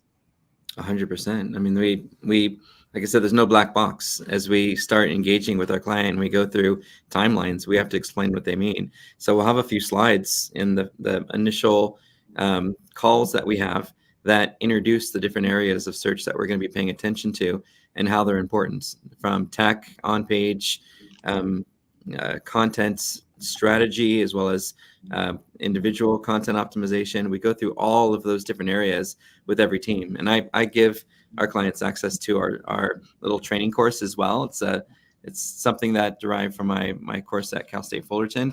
And basically, I'm like, here's an online course you can take at your pace to learn about how we're going to be creating a strategy and how we see it through and what metrics we should be using. You don't have to watch it. You don't have to attend it, but we want it to be available to your team so that there's some knowledge transfer. And then you can lean on us as the expertise to make sure that you're doing it right. So I think the education piece is paramount. Otherwise, you're constantly explaining it. We've had clients, we had one attorney who would always say, look, I don't know what you all do, and we're like, dude, you talk to us every week. You hear us talk about all these different things we're doing with getting your location pages optimized and tracking them through Looker Studio. You're on every single call. But they're just adamant on, I don't want to know, I don't want to learn. So you're going to get some of those clients that will forcibly not want that education piece. They just want you to do your job. And that's a gray area for, is this the kind of client I want? Do I want a client who wants to understand what we're doing so that they're a collaborative partner? Or do I want the client that just says, just make the phone ring? Because I can tell you the latter isn't a fun client to have, and they usually don't last long. I can also add something over here. We not about SEO, but more about education. From our own experience, back in 2021, we focused on improving customer lifetime value. So we have an A/B testing tool that allows companies and agencies to improve conversion rate, and we realized by talking with our customers that what our e-commerce clients they were after profitability, which means they were after improving the customer lifetime value. So we teamed up with authorities in the space. We built a place called the CVO Academy. We made this course completely free for 2 hours, and we've made a long version of 20 hours. We ended up having 1,800 students in the first 2 years, and we closed something like $1 million in new revenue only from those students, because some of them, they were particularly after this thing. So if you have some education and you can gather the knowledge from experts, so we've got the brightest minds in the space of customer lifetime value, I think you can make the difference. And basically you can offer this kind of education and also improve the value of your brand. And nowadays we are perceived as the go-to solution when it comes to improving customer lifetime value, thanks to that endeavor. I think the narrative there is the more you give out, the more you put out, the more you get back. It's not the other way around. It's not like I'm going to go try to make a bunch of money and get a bunch of clients. It's I'm going to go show the world how much I love this particular job, task, industry, and share everything I know out there. And then what's going to come back? People like, hey, I saw I watched your, I read your, I went to your, I want to hire you. I think that's how it works. And the paranoia of, well, if I share everything I know, then, why are people going to want to work with me? It's like, well, if they're not going to find your stuff, they're going to find someone else's. So, might as well just put all your cards on the table and put yourself out there. And it's less you have to protect in terms of proprietary and whatever. And it's more that people come to you for how well you organize, prioritize, and communicate than it is about the actual tasks that they can go to YouTube to figure out. Yeah, I would just add that when you're back to the SEO question, and when you're doing what you both are describing in terms of education and training the proper way, we just did a survey with Dialogue and North American companies and surveyed about 3,000 agencies. And the number one retained product is SEO, 33%. Second were websites. So the why is there as to why you need to do it. And then it's how to do it right, which is those two go hand in hand, the education with the product. So yeah, now more than ever, it's going to be not just, you know, the blue link black text, but it's going to be how are we addressing TikTok search, where 51% of Gen Alpha is going? How are we showing up in Facebook places when people are on those on that social media platform? How are we showing up and in what position in Search GPT, Copilot, and Chat GPT and Claude? How are we addressing all the different ways that people are searching and being innovative? Do we, in terms of content discovery, are we too focused on the keyword and not focused enough on making sure that we're appearing to people who have an interest in what we do, and things like Google Discover? I think people get very myopic on Google, and that needs to end. And I think that whole point of, we're talking about SEO and digital marketing, of, you know, SEO being number one. I would encourage everyone to evangelize for spreading their wings a bit beyond just Google, because it's going to be a completely different search ecosystem in a year from now. Totally right. Can I go to the next question, maybe, if everything was added? That's great. I have a good one from Ricky Broussard, asking, how do you feel about swapping services without changing the retainer? For instance, taking photographs instead of writing a blog. Yep, we just did that. We literally just did that with one of our accounts. They were on almost like a code block with their website. Look, we'd like to change some of this content that you've recommended and add on these new pages, and we'd like to fix some of the technical issues, but we just don't have the bandwidth right now. Our tech guys just need to work on bug fixes, and our content team's focused on things that are off the website because of their inability to be able to add anything without the tech people involved. And so we said, no problem. We can shift the budget, reallocate our efforts toward hyper-local and do some things at the local level, and that don't require anyone touching the website. And and that works in many cases. So I think it's a great way to help retain clients, and maybe even get ahead of it and notice that, hey, one of the challenges and reasons they probably won't renew with us is because they haven't been able to do anything we've suggested. They've got a pile of 30 documents in Google Drive that have never been uploaded, as pages. So getting ahead of that and saying, hey, client, here's something we've noticed. We've done the work, we provided the value, but you just forgot one small step on your end. And it's obvious there's some constraints there. So here's what we suggest we do for now until you can get the actual other work done. And that's where the reallocation comes into play. But yeah, I think that's a great idea, and it's worked for us several times. I would just add transparency to that, because I'm not sure, in looking at the question, if it was with knowledge or with acknowledgement that they were swapping the services or not. And so I would just say transparency, I think, is important. You can certainly explain it, but I think you have to be transparent with it. 100%. Yeah, totally. So another question, this one is directly to you, Steve, from T. What tools do you use for an SEO audit? Oh, so many of them. I would say in the laundry list of them, we use Ryte, RYTE. In fact, we'll be at their office in 2 days from now for the G50 that's coming up. So excited to hang out with our friends over at Ryte. That's a big crawl tool that allows you to see some really, really deep insights on crawling and indexing issues. We do use a little bit of SEMrush for keyword research. We've shifted a lot of our keyword tracking at the moment over to Wincher. I feel like we get more affordable keyword tracking with that platform, but eventually we're going to drop keywords altogether and use search terms and come up with some really interesting ways to measure organic performance beyond the keyword, as long as we're keeping our content segments organized. We use all the Google tools, Google Search Console, and all their core web vitals and so forth, just like I'm sure most of you are. What other tools do we use? Ahrefs gives us some really good and a large database of backlink data.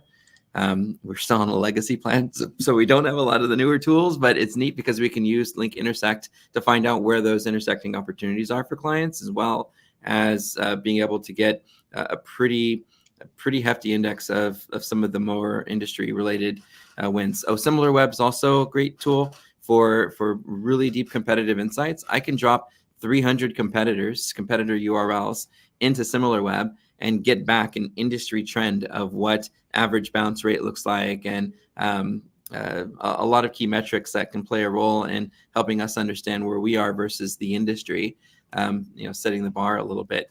My favorite, of course, is Looker Studio, and we'll use BigQuery and pump all of our analytics from Search Console, GA4, SEMrush, right? We pump all of that into BigQuery, and then we spit it out through Looker Studio into more user-friendly reporting using actual slides in Looker Studio, not just a reporting dashboard. So it feels like a reporting presentation, but it's real-time data that's pulled in one pull from BigQuery. And I would say, I think that's the majority of the tools that we actively find ourselves using. I do use Answer the Public quite a bit for some of the questions beyond just SEMrush's question filter. The questions, play a pretty hefty role in AI overviews and featured snippets, and us helping to get more visibility in a SERP, and people also ask, and other types of features that are within a search result. That's cool. So next question, we still have a couple minutes. So Alexis Grass is asking, how do you ensure that one-off value adds don't change clients' expectations of what is included in their contract? So if you do, a one-off thing, that they don't mix it up, that's a free service kind of. Well, you just make it clear this is out of scope. Yeah. Right? Hey, this isn't something we normally do. This isn't something that's included in your program, but we really enjoy working with you, and we want to do something really special for you. As long as they know that, then, it sets a good foundation for them not expecting it in the future. Yeah, one thing that I would add here is that when you do the agreement from the very beginning, you add the cost per hour for additional services that will be charged only on demand, besides the retainer. So when you have that in the agreement as well, you can add, 15 hours of work this month so that you do this particular research or whatever you are selling, because the agreement will justify the one-off project and is not going to blend with the whole package that you have as a retainer. Yeah, and that'll depend on the type of client you have as well, because with our larger accounts, that we have to do a lot of pushing, because they're not as proactive as we'd like them to be. So we have to really guide them.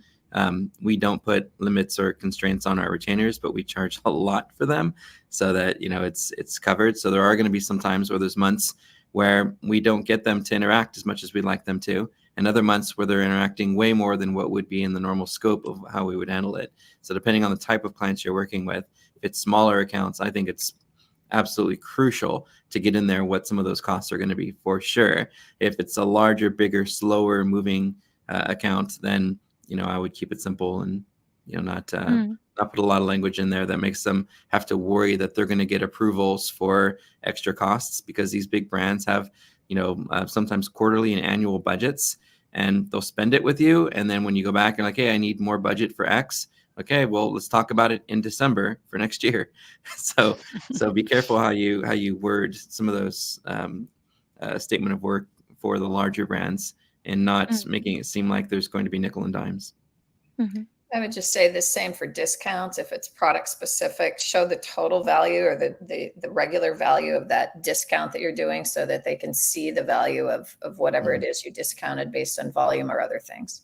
Renewals, that's a perfect one for renewals. Here's what your rate would be if you were a new client signing up, but because you've been with us, you're locked in at this rate. That's been huge for us in terms of keeping clients. That's cool. So I have a last closing question. I think that one is also really, really relevant. So GBP, for your info, asks, would you recommend using a platform or a tool to measure client satisfaction and predict churn? That's something I never thought of when I was also having an SEO and SEM agency. So I never measured really the client satisfaction. I think that's a fair question. So does anyone of you use that? We've tried a few that we thought would be really interesting. Get satisfaction was one of them. But it didn't seem like our clients were really interacting with it. They don't do anything they don't have to do most of the time. And so you have to keep sending emails and following up. And if you can do one where it's through text, I would give that a test, but I haven't really explored more platforms since we used Get Satisfaction. So from a platform standpoint, I can't be too much help on what you would want to use, but I can suggest that you go into those AI tools and you look for ideas and you ask ChatGPT and Gemini and you say, hey, I'm thinking about doing something for automated client satisfaction. What are some tools you recommend to get some ideas of what you can explore, and then use G2 Crowd and Captura to see which of those have the best are the best reviewed. Yeah. So thank you very much. I think our time is already up. Thank you for sharing all the insights, tips and tricks. And I think it was a very, very good session. So thanks a lot. And I hope you also all stay on for the last session that we'll have in a little while. So thank you all. Thanks as well. Bye, everyone. Bye, everyone.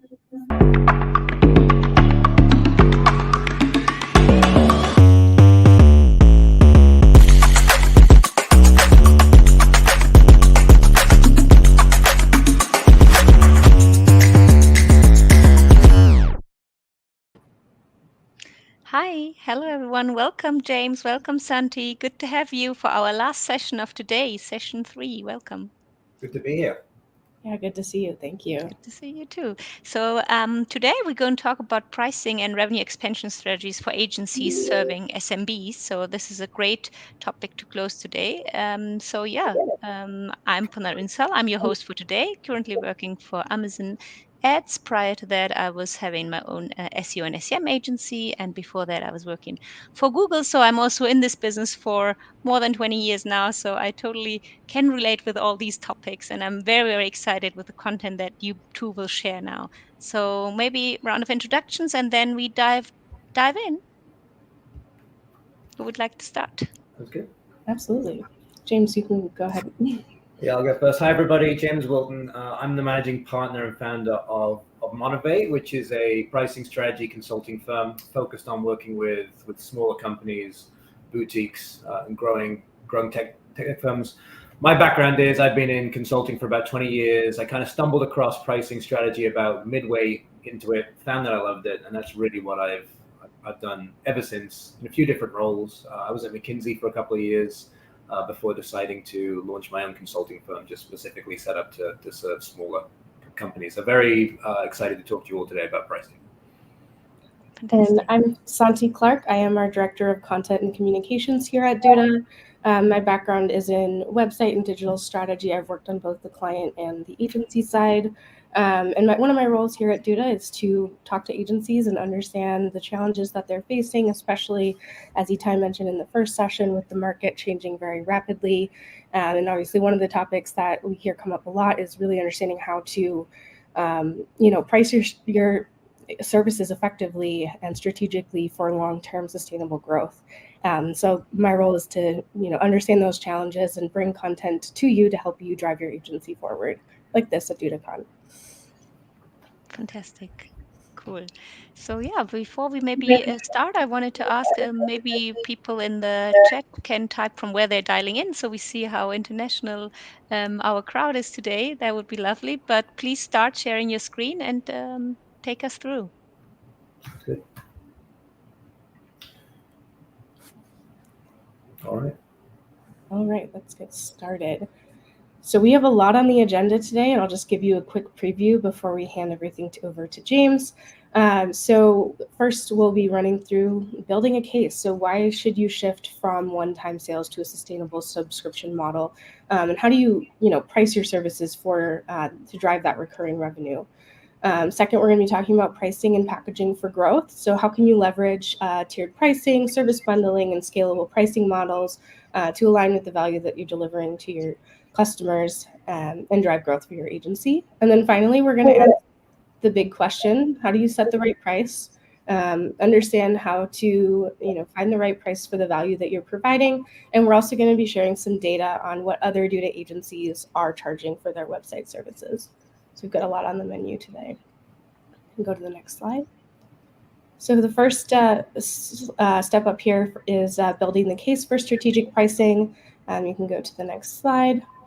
As you know, pricing conversations can be awkward, but it's very important, and perhaps one of the most important things that you can do for your business is to really build that sustainable pricing model. It's not just about covering costs and staying competitive. It's about pulling a strategic lever that can significantly impact your growth and productivity and profitability. Pricing can also help shape your client behavior, drive recurring revenue, and create long-term value for your business. And next slide. Another important topic we're going to be covering today is really the opportunity of shifting towards more of a subscription model. So we've all had subscriptions. We all have our Spotify subscriptions, Amazon Prime, things like that. We're very familiar with paying on a recurring basis for continued value that we see. And we see that agencies that embrace a subscription-based model and build recurring revenue streams are able to compound that value over time. They experience a lot more financial stability, and they are able to invest more in their other growth initiatives as well. Now, next slide, we'll go through just a recap of a couple different pricing models that agencies can use to build their websites for their clients. You might have tried and done like a fixed subscription model or a fixed model, and this is really when you're charging that initial fee for the website build. Maybe you're charging it up front or at the end, or broken up into a couple different payments. But this is where you're charging a fixed amount for a website build. The ongoing structure is the one I'm referring to with subscription fees. That's that ongoing fee structure where you're, paying a typically monthly fee to build and manage the site, and then kind of a mix of both, where you might be building, charging a fixed build fee and then a subscription afterwards, bundled along with other services like SEO or social media or something else. And then now, what other agencies are charging? So at Duda, we ran a survey of some of our agency customers. It was at the end of 2022, so a little over a year now. We asked them what they were charging for initial site builds versus ongoing site maintenance. So as you can see here on the initial site build side, the majority of the agencies that we surveyed, 30%, charge around $1,000 to $2,500 for that initial site build, and an additional 22% charged between $2,500 and $5,000 for the initial site build. Now, obviously, pricing is very, very personal and very unique to your business and to your customers, which we'll get into in a little bit. But this is going to give us some helpful numbers for a calculation that James is going to share in a second here. Now, if you go over to the ongoing subscription side, you can see that Duda agencies are, on average, charging around $21 to $50 for that ongoing hosting and site management, and another 20% are charging around $50 to $100. So again, this gives us a couple numbers to work with, and I'll hand it over to James to show just the value that you can get from switching to a subscription-based pricing model. Yeah. Thank you, Santi. I mean, it's really helpful to have some actual numbers that we can talk about within this to make it real.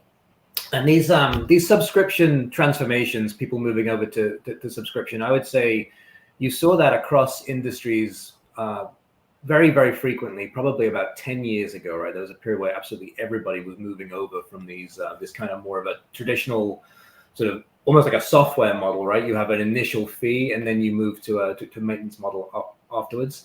And the reason was, aside from all the sort of the benefits of it being easier to sell and the nice, predictable revenues, just the value that you get from a subscription as a vendor is usually going to be way better than you can get from one of these more traditional upfront plus maintenance models.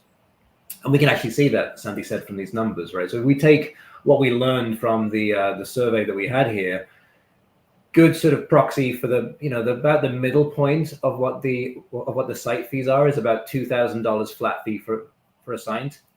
And then on maintenance, we were sort of in that $20 to $50 range. So I picked out assume a midpoint of about $40 a month, which translates to about $480 per year. So you have this maintenance fee that's about 24% of what that initial site fee is. So now what we should do when we think about subscription is think about what does that mean in terms of customer lifetime value, which is really how you have to think about this when you think about these transitions. I won't go into the details of the calculation now. That's probably a more in-depth conversation for another day. But if you have a site plus maintenance model, if you assume that the churn rate of your customers within that segment is generally about 10%, which is somewhat typical on an annual basis, that means your customer lifetime value in that site plus maintenance model is about $6,800 within that. However, when you move to subscription, there is obviously a bit of wiggle room in terms of how much you charge for the actual subscription fee that you have. But from my experience doing this in lots of different companies, usually you end up at somewhere between about 40% to 60% of what the sort of the flat fee would be up front. So if you take those numbers and you translate them to that license, to that lifetime value calculation, assuming the churn stays the same at 10%, you've now jumped up to a lifetime value of at a minimum $8,000 and potentially going up as high as $12,000.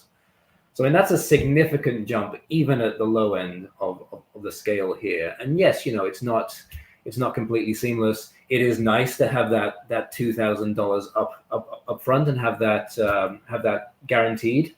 And you do have to move away from that for going to a subscription model. But if you think about it over the long term, you do far better in a subscription model than you generally will do in an upfront plus maintenance fee model.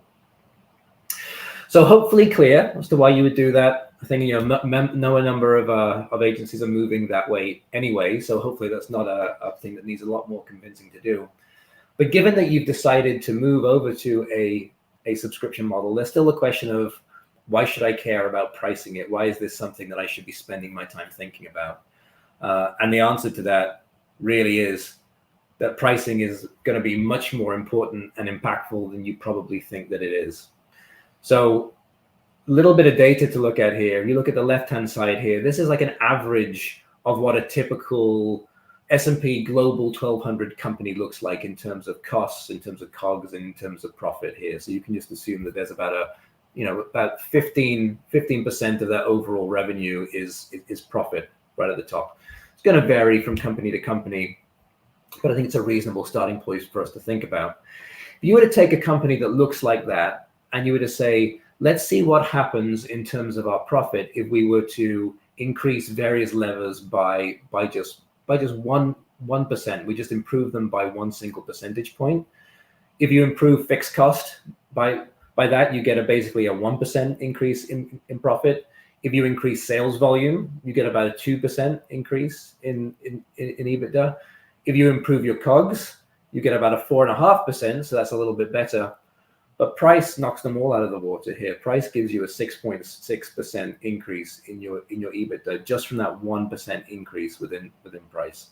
And I would say the lower your profit margin, the bigger that impact is going to be. This relationship and this ordering is going to be the same whatever your P&L looks like, but the increase to price will be more dramatic the lower that your profit margin is.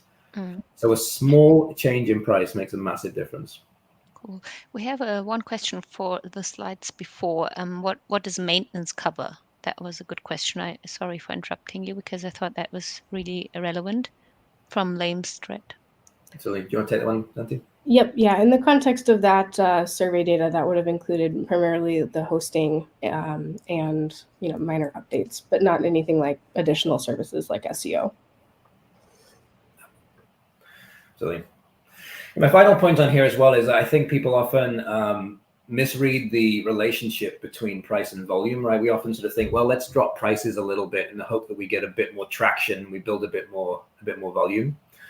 But you look on the right hand here, you say generally for a business that looks like this, if you were to decrease price by 5%, you would have to increase volume by almost 20% to keep your EBITDA the same. Or likewise, if you increased your price by 5%, you could actually decrease your volume by 13.5% and still keep the same EBITDA.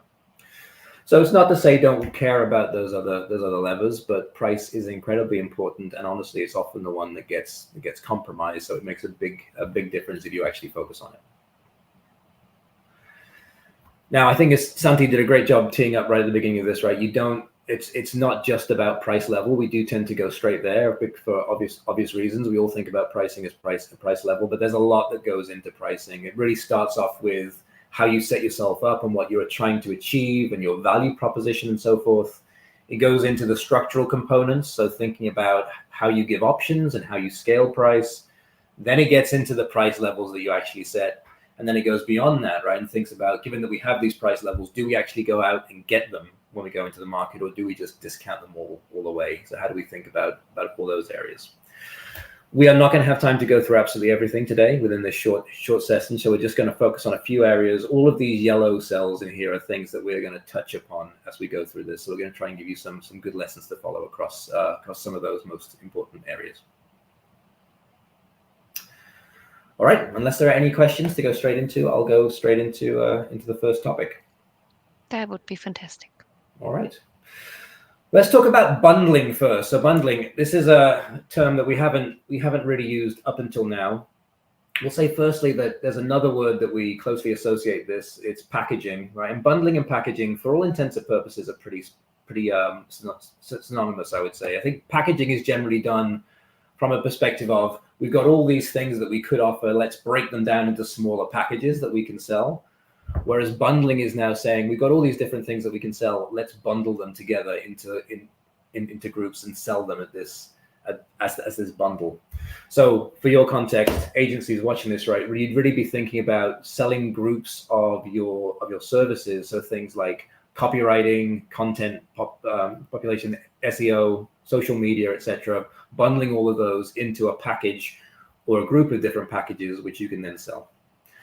And often, not always, but usually when you're doing that, you're not itemizing the cost of each thing that goes into those packagings, rather than saying, like, we charged this many hours of this rate person doing this and all of this stuff. You're just saying, to build a website, it is going to cost you, well, to build and manage a website, it's going to cost you, say, $1,000 on an annual basis. It's moving to that. So that's really what we mean. And obviously it's a big departure from the typical services model, where so many services, even today, are still done on this kind of hourly billing basis, right? We set rates per hour, and we just tell people how many hours we use, and we charge based on that. So why would you go and do this? Why would you bundle services together into these larger bundles or larger packages? Well, there's a lot of benefits that you would get from it. Firstly, it's easier to sell, right? It's a lot easier to sell 2 or 3 different bundles than it is to sell loads of different services separately, which you then have to itemize and roll up together. The selling process becomes easier, and it means then that you can create bundles that are aligned to customers' needs and say, so if you're looking for this is the bundle that works for you. That's a lot simpler than having a customer going through a process of picking what they need in order to satisfy their needs from this very granular list of options. It gives you premium positioning, right? As soon as you move to a bundle, if you're positioning that bundle as being for a certain type of customer, or to answer a certain need, or to deliver a certain level of service, you're now moving away from just a provider of a laundry list of services into a solution provider, right? I have a solution for this, which generally, we'll talk a little bit about this later, it enables the customer to think of you on a higher level. You're more likely to be able to charge higher prices when you do that, because they're going to think of attaching more value to you giving them this bundle of things which satisfies their needs. There's decreased price sensitivity, right? When you're selling a bundle which has got all kinds of different services there, and it's not completely obvious exactly how many hours or how many different components are going into it, it's very difficult for the customer to think, well, you're charging too much for that and too much for this, and this one needs to be reduced by 20%. And I saw a competitor of yours who was doing that rate for 15% lower. They can't do that so easy. It makes it much more difficult to directly compare and to beat you up on price. And I think to illustrate the value of that, I have a lawyer, as a lot of small business owners do. He'll frequently send bills, and it will say it's a certain amount of $1,000 per month, and I think that sounds about right. No problem. Now, on the occasion when I go and actually look what he's billing for, then you start getting to, hold on a second, was that really 25 minutes over there? And like, why am I paying this much for this person? You start challenging all of those things, whereas you actually didn't have an objection to the overall price level. So giving that level of granularity doesn't help you. Giving a bundled level makes you less likely to disagree with that price. And lastly, price differentiation. If you have bundles, that means that you're probably able to produce different types of bundles that are maybe different levels of value and have different price points, which means that you're able to give different priced offerings to different customers who have different willingness to pay. That's a concept called price differentiation, which is incredibly important within pricing. And really, that's how you capture value out of your market, by being able to charge prices at the willingness to pay of the customers, rather than just having one flat price that you offer to everyone. Now, price differentiation, as I said, is most frequently done through a particular type of bundling or packaging called tiering, which I'm sure you are all very familiar with. There's lots of different ways to package, but by far the most common is good, better, best. As I'm sure if you ever go on any website of pretty much any company who's selling in a subscription way, they usually have a small package, which is a low price with a subset of services or features, a middle one that has a bit more, and then the premium one that has everything, right? It doesn't have to be free, and it isn't always free, but it often is, because that's a nice, easy number to get to. But if you can do that, it's great, because it gives your customers a choice. You know, it makes them think about, where do I want to be? Do I really want to focus on just getting something, and therefore I'm willing to take a lot of the valuable components out and just get that good? Am I really looking for something that premium and has absolutely everything, and therefore I need the best? Or do I feel I'm somewhere in the middle and I just want to choose the better? And you shouldn't plan it this way, but practically a lot of the time customers do end up in the middle, because they feel like, I don't want anything at either end of the spectrum. This is actually a system of buying that is easier for a customer than just giving them one option, take it or leave it, believe it or not. It sounds counterintuitive, but when you've only got one option, take it or leave it, it's hard to weigh up whether that's a good deal or a bad deal, or whether it's what you want or it isn't, because you haven't got anything to compare it to. When you have a series of options, simple options, it allows you to weigh that up. And actually, there have been behavioral economic studies done that show that when you do give customers this kind of a level of choice, they are more likely to make a buying decision in the moment than they will be if you just give them one option. So definitely something that's worth doing. Very clear the benefits of it, but obviously, it's one of those situations where the concept of doing it is easier than the process of doing it. So let's talk about a few guidelines for what you should do if you wanted to go ahead and build bundles or build these different tiers that you might want to offer. James, can I ask something just before we dive deep into the topic? So Jared Broussard is asking, why are agencies charging such low site build charges? Remember the slide you showed before when we talked about average lifetime value, and that's just building a site. Why is that so low? Oh, I think you're on mute, Santi. I think Santi wanted to get that on. Yeah, I can answer that question. Thank you. So a lot of our agencies that we work with actually use site building as a lead generation tool, so then they can upsell to the more premium or advanced products like SEO, like pay-per-click, and content. So that's some of the context for that. Another common use case I've seen is I've actually seen a lot of our customers come in as primarily advertising agencies. They're running PPC, they're running digital campaigns, and they realize that they can bundle websites with that existing product as a way to improve campaign performance, increase stickiness, things like that. So that's part of the context for that, is that they're not just building just a website, they're using it as a way to upsell and expand with additional products. Thank you, Santi. Yeah, let's go back to building the tiers of services. All good. Yeah, so I think two ways of thinking about this. You can take the top-down approach and the bottom-up approach, and actually I would suggest that you take both and meet in the middle from both of these. That's usually the best way to go around this. But the top-down approach means you think about your customers. So if you think about all the different customers that you were serving, try to think about how you would put them into groups based on willingness to pay. You probably have some very price-sensitive customers. You probably have some customers who are far less price sensitive. So think about those different groups. Might be 2, 3, 4, whatever the number of groups that you need to think about those different systems. And then think about how the needs of those different segments vary in terms of your products, right? So just in terms of whether it's, do they need only specific services within what you offer, or do they need a broader set? How deep do they need to go? Some customer segments you find need a higher level of robustness or quality or time than other segments too. So if you can start to think about how those needs vary, you can start thinking about generally, if I was kind of build an offering for each one of those, how would I want to position that offering in order to meet those needs? And therefore, what do I need to include within all the services, features that I offer that could help do that? So that's a great way to start thinking about what should I be shooting for, what should my overall structure be looking for, and what would my value proposition for each of those services be. And then you come at it the other way as well, put these two things together. And this is really going to, if you think about all the services that you would offer and all the different levels of services as well, sometimes you go deeper or more premium in certain areas, try to categorize them as what is core, right? Which of these services are things that almost all your customers are going to need as standard, whenever they come to you? What are the things that are going to be premium?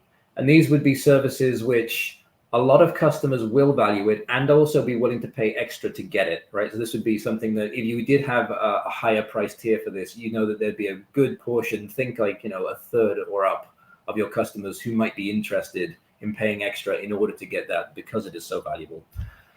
And then also think about your niche products as well. So these would be services that maybe a lot of customers actually can live without. Either they don't find them valuable or they just think it's more than they would need. But there is a small subset of customers who do really value these things and would actually be willing to pay quite a lot in order to get it. You can categorize your services in those terms. It makes it very much easier to start building these configurations of tiers. Your base tier, like the entry tier, is going to be composed almost entirely of core services, right? These are just the bare minimum that everybody needs.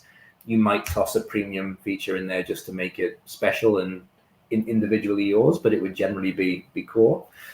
Your middle tier then starts to bring in more of those premium tiers, and then your top tier, that's when you can start putting in those niche things that are only valuable to a certain portion of customers. And actually, if there are things that are truly niche, and actually you think a lot of even your highest willingness to pay customers wouldn't want it, you could actually think about doing this an add-on, which is separate to your tiering as well.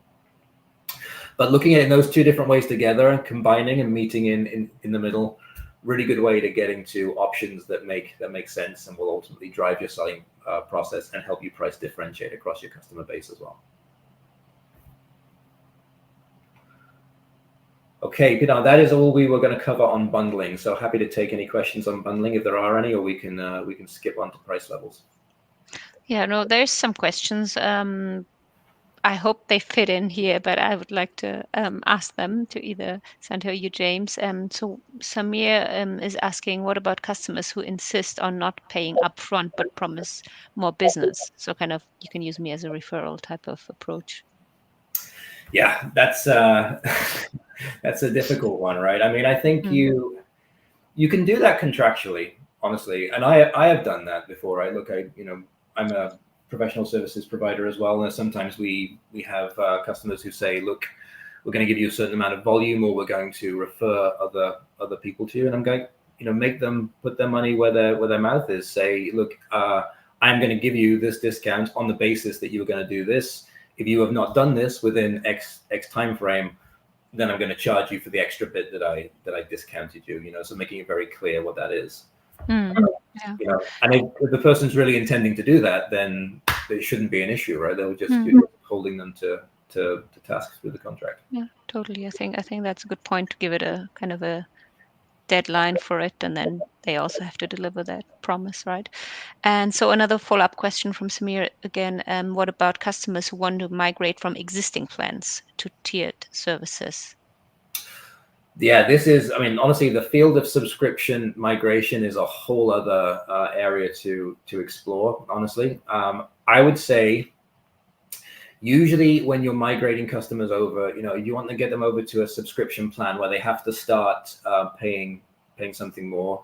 You kind of need to use a combination of the carrot and the stick, honestly. So the carrot being, you've got to give them something extra, right? If you're giving them the same as you were giving them in the maintenance plan within the subscription, but they've got to pay 3 times more, they're obviously not going to do that. You need to give them something else in order to do that. So it could be an increased level of service. It could be, more hours. It could be something special for them. You got to think about what the hook is for them to make them want to do this. And then you use that with the stick at the same time. You can also say within your business that you are no longer supporting a certain way of charging, right? Like the upfront plus maintenance. We are just not going to do this anymore. Give them notice, but say we are just not going to do this past this point. So you can either move over, or you can leave. You can also do things where you make the subscription the upfront but plus maintenance model less valuable as well, or like the price to value relationship lower. You can say, look, we're moving off this, therefore we have to increase our maintenance fees, and also we're not going to support this as actively as we will our subscription customers. So the value of that goes down, and the subscription value is much higher. So those are things to think about. I won't suggest it's as simple as just doing that. You have to really think about the implications and design the specific things exactly, but that's the general theory of how you move customers over. That's a great one. I have a couple more questions, if that's okay, because I think it's a super important topic that we talk about these strategies. So Headsprung is asking, what are your thoughts on offering individual add-on packages? Yep. I think it's often a really good thing to do. I would say as I say, I think the situations where you would want an add-on would be if you do have something which is truly niche, right? It's something which most of your customers will not want. It's really only a few. And if you were to put it in that tiering system, it would mean that if somebody's buying a package where it's included, there's a good chance that they're going to be upset that they're implicitly paying more because this thing is included. If you get to that situation, you really do not want that service being in that tier. You want to pull it out and put it into an add-on. And in that case, if you were to put that niche service into a tier, you'd probably end up lowering the price of the tier to make it less objectionable to those customers. So in those situations, you're usually better off actually putting it as an add-on and charging more for it, and just having those people who want it buy it. So I think it's a very good thing to do in those situations. The only thing to consider is you don't want to get to a point when you have so many add-ons that it starts to complexify the pricing decision. So if you have a good, better, best system and a couple of add-ons, it's probably going to be fine for most customers, especially if those add-ons aren't things that you're necessarily going to lead with. You're just going to bring up later. But if you get to the point when you've got a set of 20 different add-ons for them to go through, it starts to feel very granular. It's kind of difficult to go through that, and it's probably going to affect your sales process to navigate that every single time. That's a great one. Two more questions, and then we can move on, if that's okay for you. So Jeff Perkins is asking, how should you segment customers by size, by numbers of pages, by how competitive their market is, and so on? Yeah, that's so there's I think it's okay for me. I don't believe there is a right or wrong answer to this one, right? You've got to really think about what your different customer segments look like, and therefore what is the metric that aligns to those differences most. If you find that there is if you find that your highest willingness to pay customers are generally bigger than your lowest willingness to pay customers, which honestly a lot of the time it's perfectly fine to use that as a price metric. If you find that in general your higher willingness to pay customers want more pages, that's probably fine too. We haven't got into price metrics in detail today, but there's a whole set of criteria that you need to think about when you're picking a price metric, which is firstly, how aligned to the value it is, how acceptable it's going to be to customers. Sometimes customers are more happy paying based on some metrics than others. Whether it grows or not, ideally you love a metric, right, that grows so you can increase your customers' revenue over time. There's a set of 6 that you should be thinking about, and happy to make some materials available after this session for anybody who wants to read more on price metric. I think that would be fantastic. And the last question before we move on, I think that is a really relevant one. From Jim Lee, do you recommend publishing bundled price plans online? Yeah, I'm going to give a really good classic consultingly "it depends" answer to this one, but it really does. It's a lot of pricing decisions. We tend to think that there's a right way and a wrong way to price in different markets, right? But the reality is there often isn't. It's really more about your objectives and what you're trying to achieve. And if you publish your prices online, The benefit of doing that is that it helps customers far easier sort of decide whether or not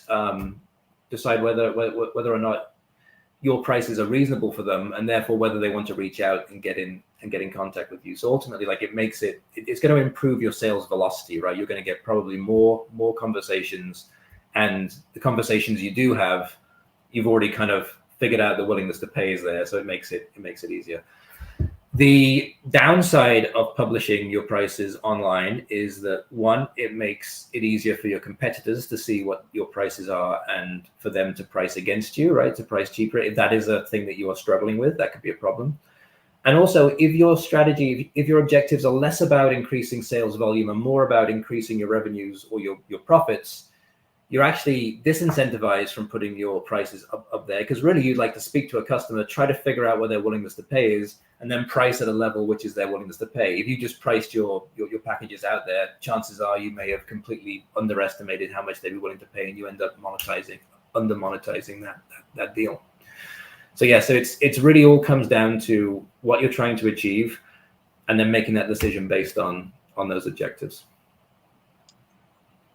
Thank you very much. So I think this is all that is at the moment in the chat, and we can move on. That's fine with you. Let's plow forward then. Okay, good. So setting the right price levels.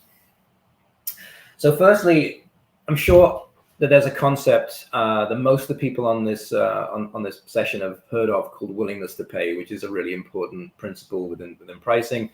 Very simple. It means exactly what it sounds like. It's how much a customer is willing to pay for a particular service.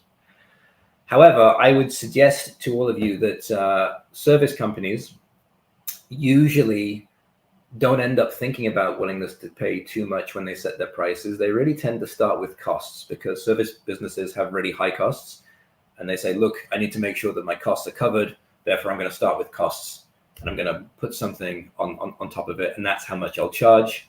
And then I'll know that I'm always going to be covered from a margin perspective. And look, it's not an unreasonable place to start from, right? I will say, let's make no mistake about it. If you're a service business and you are setting your prices, you do need to really understand your costs, and that will impact what you set your price as. However, it should not be the only thing that you consider when you set your prices. Customers, to a large extent, don't care what your costs are. What customers care about is how much value you are providing them and what they'd be willing to pay for that value. So if you're setting your price based on cost, you're kind of ignoring the primary data point really that is going to give you the right prices for customers, and you're going to end up under monetizing your product. And we'll talk about that a little bit more in a minute. But just know that going forward, if you're going to set prices well, you need to set price based on an understanding of costs and your willingness to pay as well. You really need to think about both of those levers. Let's illustrate why that is. All right. So when you think about you as a vendor, right? Let's say that you're building a site for a customer, and it costs you $1,000 to build that site in terms of the resources or all your own things that you are using to build that site, and you want to maintain a 33% margin. So you decide, I'm going to mark up my costs by 50%, set price at $1,500 for the site. There you go. I'm covered. I've got my 33% margin all set, which is true. If you sell at that price, you will end up there. But consider these two different customers that you may end up serving. Let's say you have customer A here who has a willingness to pay for that site of $1,800. This customer will buy it, and you'll make $500 profit, and the difference between your cost of $1,000 and your price of $1,500 there. But you've missed out on a bunch of extra profit that you could have got from this customer had you priced to its willingness to pay. So you've left $300 on the table. So technically, you've under-monetized this customer. Likewise, consider customer B here. So customer B has a willingness to pay of $1,200. Now, at your $1,500 price, this customer is not going to buy from you. They're not going to be a customer.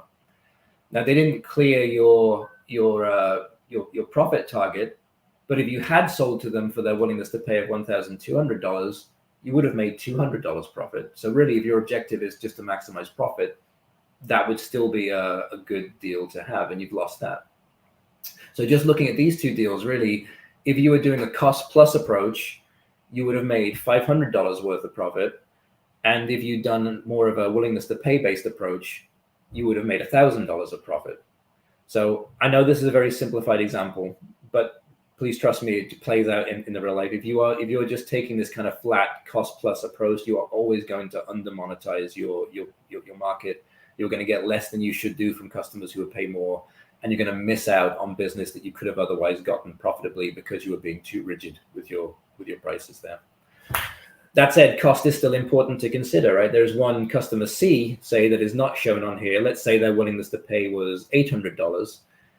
If you are only focused on willingness to pay, then you'd sell to them for $800.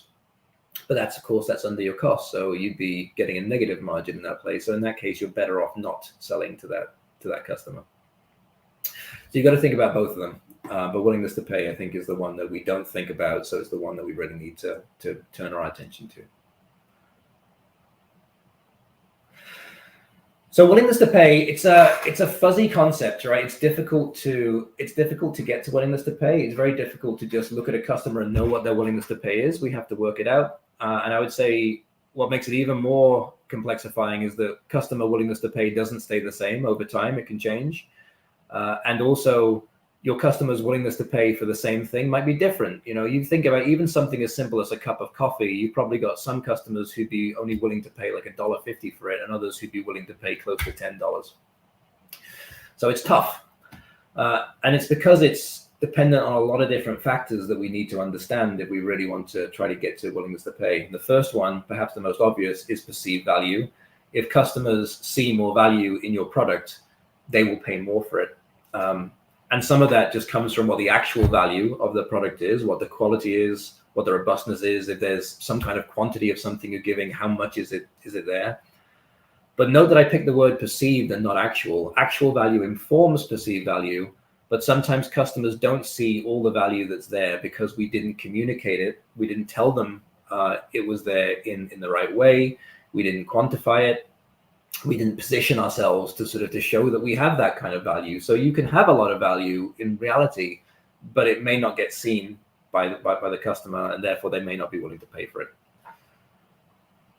There's also alternatives as well, right? Let's say if you were the only web agency in town, you might be able to sell your sites for $10,000 a go every single time without any issues.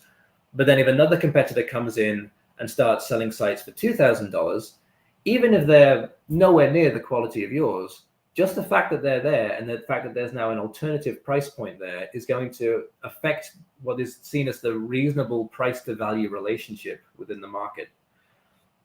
So it's, you know, your competitors and what they're charging for what they do is going to influence what customers will pay for your product. And, you know, this is why price wars are so destructive, because if one competitor drops their prices in order to win business, then if the other competitors don't do anything, they just leave their prices the same, then all the business is going to go to this other competitor. So they all drop their prices too. And all that you've done is kept the volumes the same, but just made sure that every vendor within the space has got lower price for the amount of value that they're giving.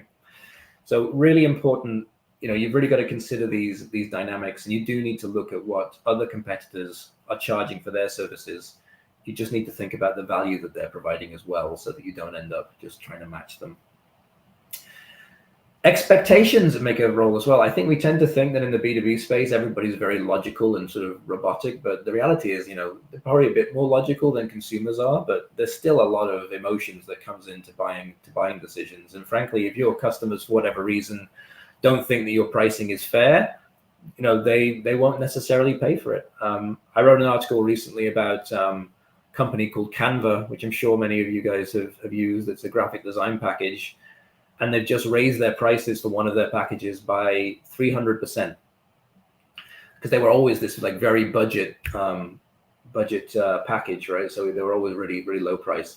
Now, if you look at it objectively, actually the prices that they raised to are still way lower than all of their competitors are, and they're not forcing customers into this package. There are still other offerings that they have, and yet the reaction from the customer base is, "This is terrible. I can't believe they do this. I'm running off to Adobe, who, by the way, are charging like 12 times the amount that Canva are charging. So it's like, it's not logical. It's an emotional thing. But if customers have expectations that something should cost a certain amount, that is a powerful and important input. The last thing is budget as well. I mean, we tend to, there is a school of thought out there. There are people who will tell you that, budget doesn't really matter when it comes to pricing. If the value is there, then customers will pay it. And I'm here to tell you that that's not the case, right? Because you can see value in something. I'm sure a lot of people see value in a Ferrari, but it doesn't mean that they're going to sacrifice all the other things that they need to spend their money on in order to buy a Ferrari. There are some things which are, just more important for them to spend the funds that they have that are available on, and therefore they wouldn't make that investment. And so it is when we're buying things for the business. There are some things that we might want to do. We might believe that a new website is worth $10,000, $15,000, $20,000, but if I just don't physically have access to that amount, then I can't spend it. And this is why you end up with different prices, I think, for larger companies than smaller companies, because larger companies just have higher budgets and they're more willing to spend on something that provides the same amount of value. So all of these things all kind of come together, they pull in different directions, and it makes it very difficult for us to get to willing to pay. There are ways that we can actually calculate it. Primary research is the usual way of getting to this. I mean, not everybody has budget to go and do a huge survey, but I would say, have you guys asked your customers what their willingness to pay is? I mean, just using simple Van Westendorp style methodology of saying, hey, look, if you were buying a new website today, what do you think would be a bargain price, right? What would be an expensive price, but you'd still be considering buying it? What would be a price that you'd no longer consider it? It's just too much at this point. Not all your customers are going to be willing to answer those questions, and some customers are going to game it and try to lowball you. But a lot of them, especially your more loyal ones, will probably answer pretty honestly. And just through doing a few interviews like that, you can try to get a gauge of what the rough pricing range would be, where you might be able to end up. If you're not able to go out and do willingness to pay research, you probably still want to try to figure out whether you might be underpricing. And there are a few things that few signs that will suggest that you are underpricing here. One, customers are never complaining about your price. If you never get any pushback on your price levels from customers or them trying to get a discount from it, you're almost certainly massively underpricing your products. A lot of the time, customers will try to get a discount on something just because they can, which we'll talk about a little bit later. So if they're not doing that, it's probably too low for them to even sort of quibble about it. And therefore, you've probably got some headroom. It's just a question of how much. If customers talk about the fact that you are great value for money, right, that would suggest that you are underpricing your product. You are delivering too much value for the amount that you are charging. And that's a great situation to be in, right? Because if customers are willing to say that, they're probably also willing to write you testimonials that say how great your work is, and that will help you command higher prices in subsequent deals. But if you're getting that all the time, you probably should be pricing higher. If you feel that you provide a superior offering versus your competitors, but you're matching their pricing, this is a situation I see so many companies in, right? They feel like we're better than everybody else, but we price at the same level as our competitors. If you're truly providing a higher level of quality, then from buyers who value that quality, you will be able to get a higher price. Not from everybody. If you talk to what we call price buyers, who are really only interested in just getting the best deal, you're never going to win at a higher price for those people. But that's probably not the customer that most of the time you want. You probably want those customers who are going to value the differentiation in the work. And in that case, you want to be charging higher prices to reflect the value-added quality that you provide. I'd also say that it's very difficult to judge a vendor from the outside before you start working with them. And price is a signal for quality. And if there's two companies that are priced the same, you're going to assume that they are about the same quality. If there's one vendor that is priced significantly higher, unless there's other things that out there that scream they're incorrectly priced, you're probably going to assume that the more expensive one is better. If your win rate is very high, if you are never losing a deal on price, you're almost certainly pricing too low, and that either means that your initial pricing is too low or you're discounting too much in order to win deals. If the last time you increased your prices, you didn't lose any sales volume, or if you did it with your current customers, didn't get any churn, again, there's no negative reaction to a price there, and it suggests that you're probably way under pricing. Because if you were a bit more competitively priced, you'd probably expect a couple of customers at least to have a gripe. The last one here, it's similar to the offering piece of it. If larger companies or kind of the more premium customers that you are trying to get to never consider you as a viable option, it may well be because you're underpricing. Say these larger companies and more premium buyers often do just use price as a sign of quality, and they assume that if you're not pricing at least at a certain level, you can't be any good, and so you might not even be in the consideration set for that. And I've seen that. I've seen people within websites convey to an agency that they really want like a really great website and they wanted to do this, that, and the other, and they had like a certain price in their head, which obviously they didn't share, but they had a certain price of what it's going to cost, and the agency has come in like, you know, a third of the price that they were thinking of, and their reaction is, well, you know, they clearly don't get what we're looking for. We're not going to get the quality that we're looking for if we went for them, and therefore we won't even go in that direction. For all we know, they may have done a wonderful job, but they never would have got the opportunity because they weren't priced high enough. There is definitely such a thing as too cheap.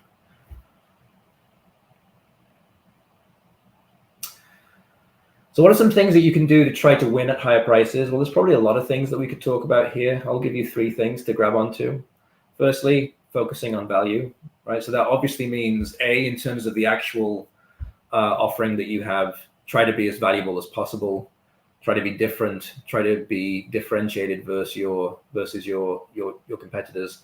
But it also means focusing on that perception side as well, making sure that it comes across, doing the things within your communication that show that you are higher value, right? So including examples of your work if it is truly better, making sure that your materials of your proposals and everything sort of position yourselves as a really professional, slick organization, right? There's a reason why consulting firms spend so much time on making their proposals look beautiful, is because it's a signal of quality, right? Like it doesn't really count for anything. It's just formatting within a deck, but it just looks like they are like they're really, really professional. The amount of customization that you show, right? Just really focusing on the customer and really meeting their needs and talking about the specifics that you've done different for them because they're a specific snowflake, just positions you at like a higher level offering than it would do if you were just doing something which clearly looks like it's the same, you know, set of free options that you provide to everyone. So all of those positioning things, you know, and showing the value that you have can make a difference. Secondly, muddying the waters, right? Like the easier you make it to compare your prices to your competition, the easier it is for you to be beaten up on price. So if you're able to set your price in a slightly different way, have slightly different packages, make it so that it's much more difficult to say you guys are doing exactly the same thing and you are higher, that will help you defend your price point when it comes to negotiations.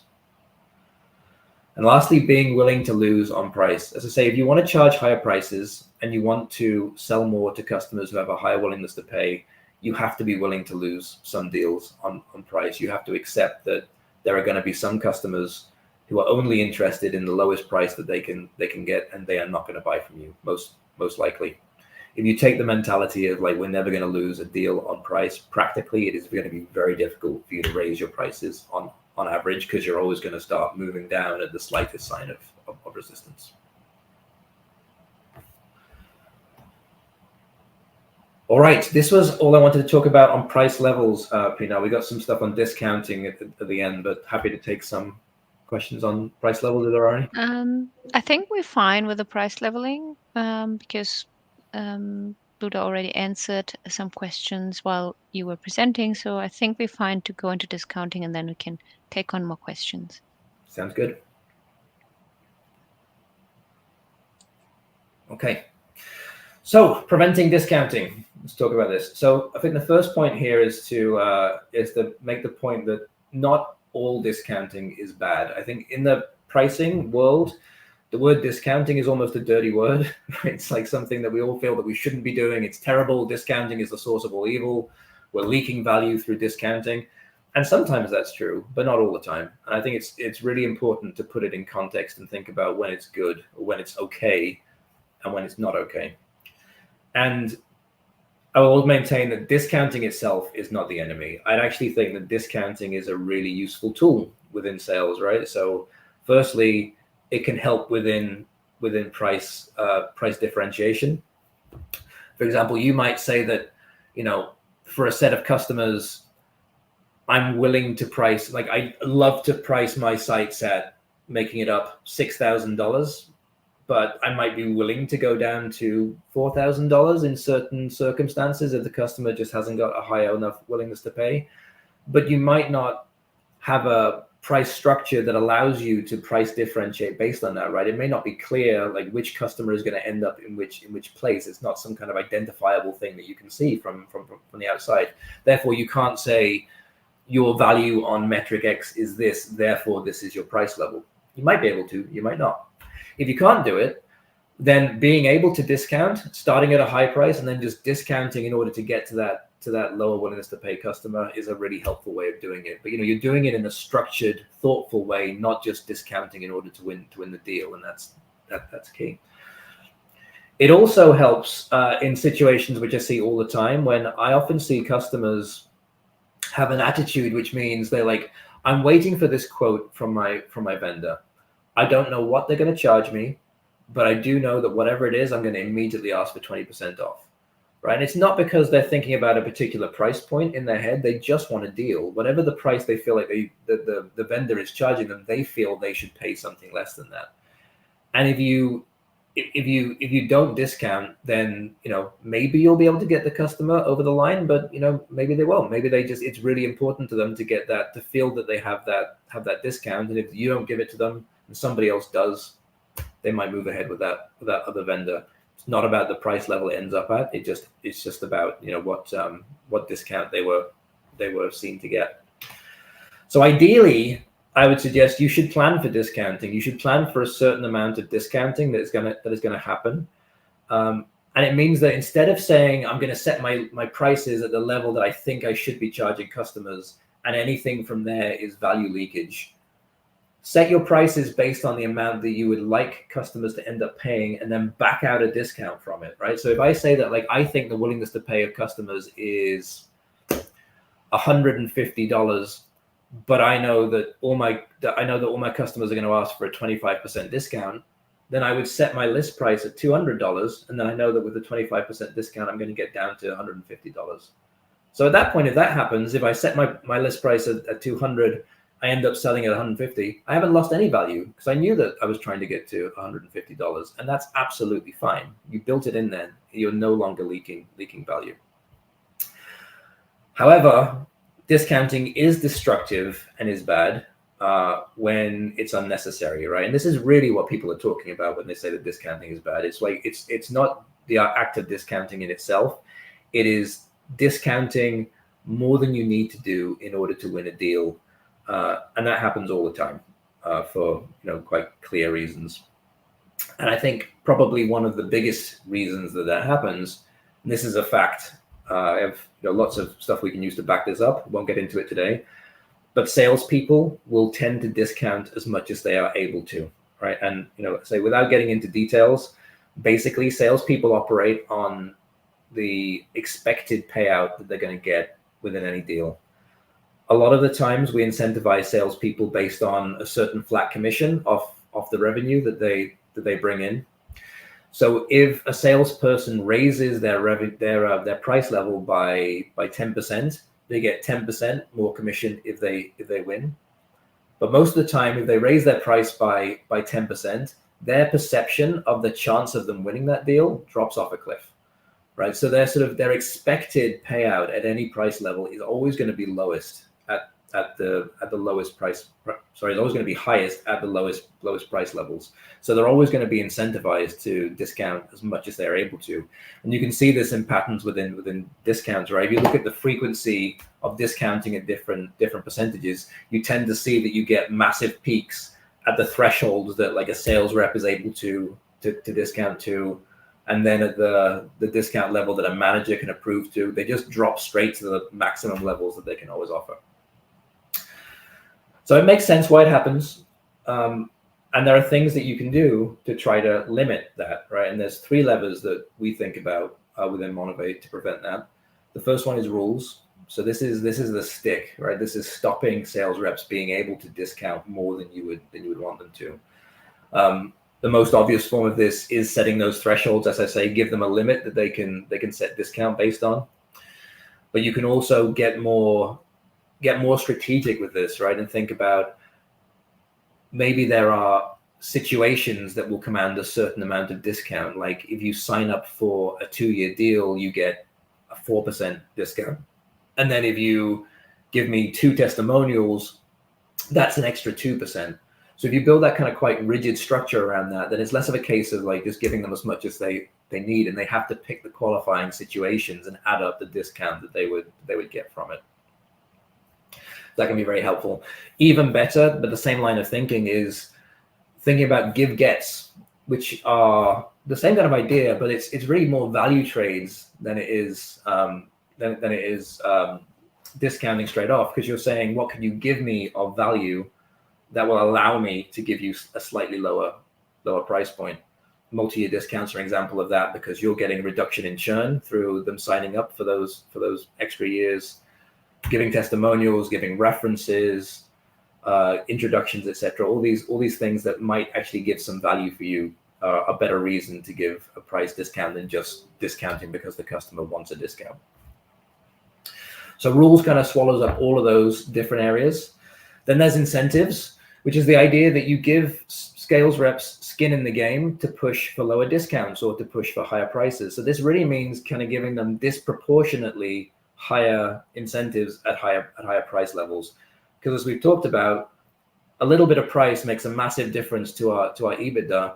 So a little bit of price difference makes would be worth a lot more to you, the company. So you might get to the point when you are setting incentives based on discount levels, or setting incentives based on margin rather than setting it based on revenues. Lots of very formal ways to do it. Also just tracking sales reps discounts and publishing lists of who's discounted the most and stuff that can change behavior as well. But you really just got to give them a reason to want to price at a higher level. And then lastly, the one that gets forgotten about quite frequently is enablers. And this is really important because it addresses that thing that I talked about, that sales reps tend to think that they have a much lower chance of winning when you increase the price slightly. If you can affect that, that's probably the best way of getting overall behavioral change. And there's many things you can do there. Part of that is based on knowledge. Like if you're able to go and do research and get data that shows that actually the willingness to pay is higher than perhaps the sales reps thought that it was, then obviously they're going to feel more able to win at those higher price levels. So they're probably going to feel better about pushing for them. And you can also think about their ability to have those conversations as well. So, negotiation training and giving them the value messaging that they can use to reinforce value, or objection handling, make them better able to navigate those conversations based on price. All the things that you can do to make them feel that they are more able to win at those higher prices will make a big difference. So lots we could go in today, but as I say, just wanted to give you an overview of what to think about when you're building that. Thank you very much. Before we close the day, actually, and because we're at the end of our 3 sessions, I have one question that was still relevant to Ron Rose. Can you please cover the premium monthly upscale pricing SEO content? What would that be? Or do you have any take on that? Yeah, so I think that question is asking if we had any data on what those premium services agencies are charging for. And we don't have that data. I think that's a difficult question as we go back to kind of this idea of willingness to pay, that it's a very individual question. There's no one size fits all for these premium services. So yeah, long answer or short answer is we don't have that data available. Mm-hmm. Okay, thank you very much. Thank you, Santi, and thank you, James. I think we covered it all, and it was fantastic. Yeah, it depends, as always, the favorite sentence of SEOs. Great first day to start, and tomorrow is a super exciting day, day 2, DudaCon, and we will talk about trends to watch. So don't miss this one because we have really legends of SEO that are joining this session. So 100% come, join, comment, and I love the interaction here today. It was amazing to connect per chat, and I really loved it. And I will definitely be in the background tomorrow, but I will listen to all the sessions. So thank you very much, everyone who's involved in organizing this. And yeah, see you then all tomorrow.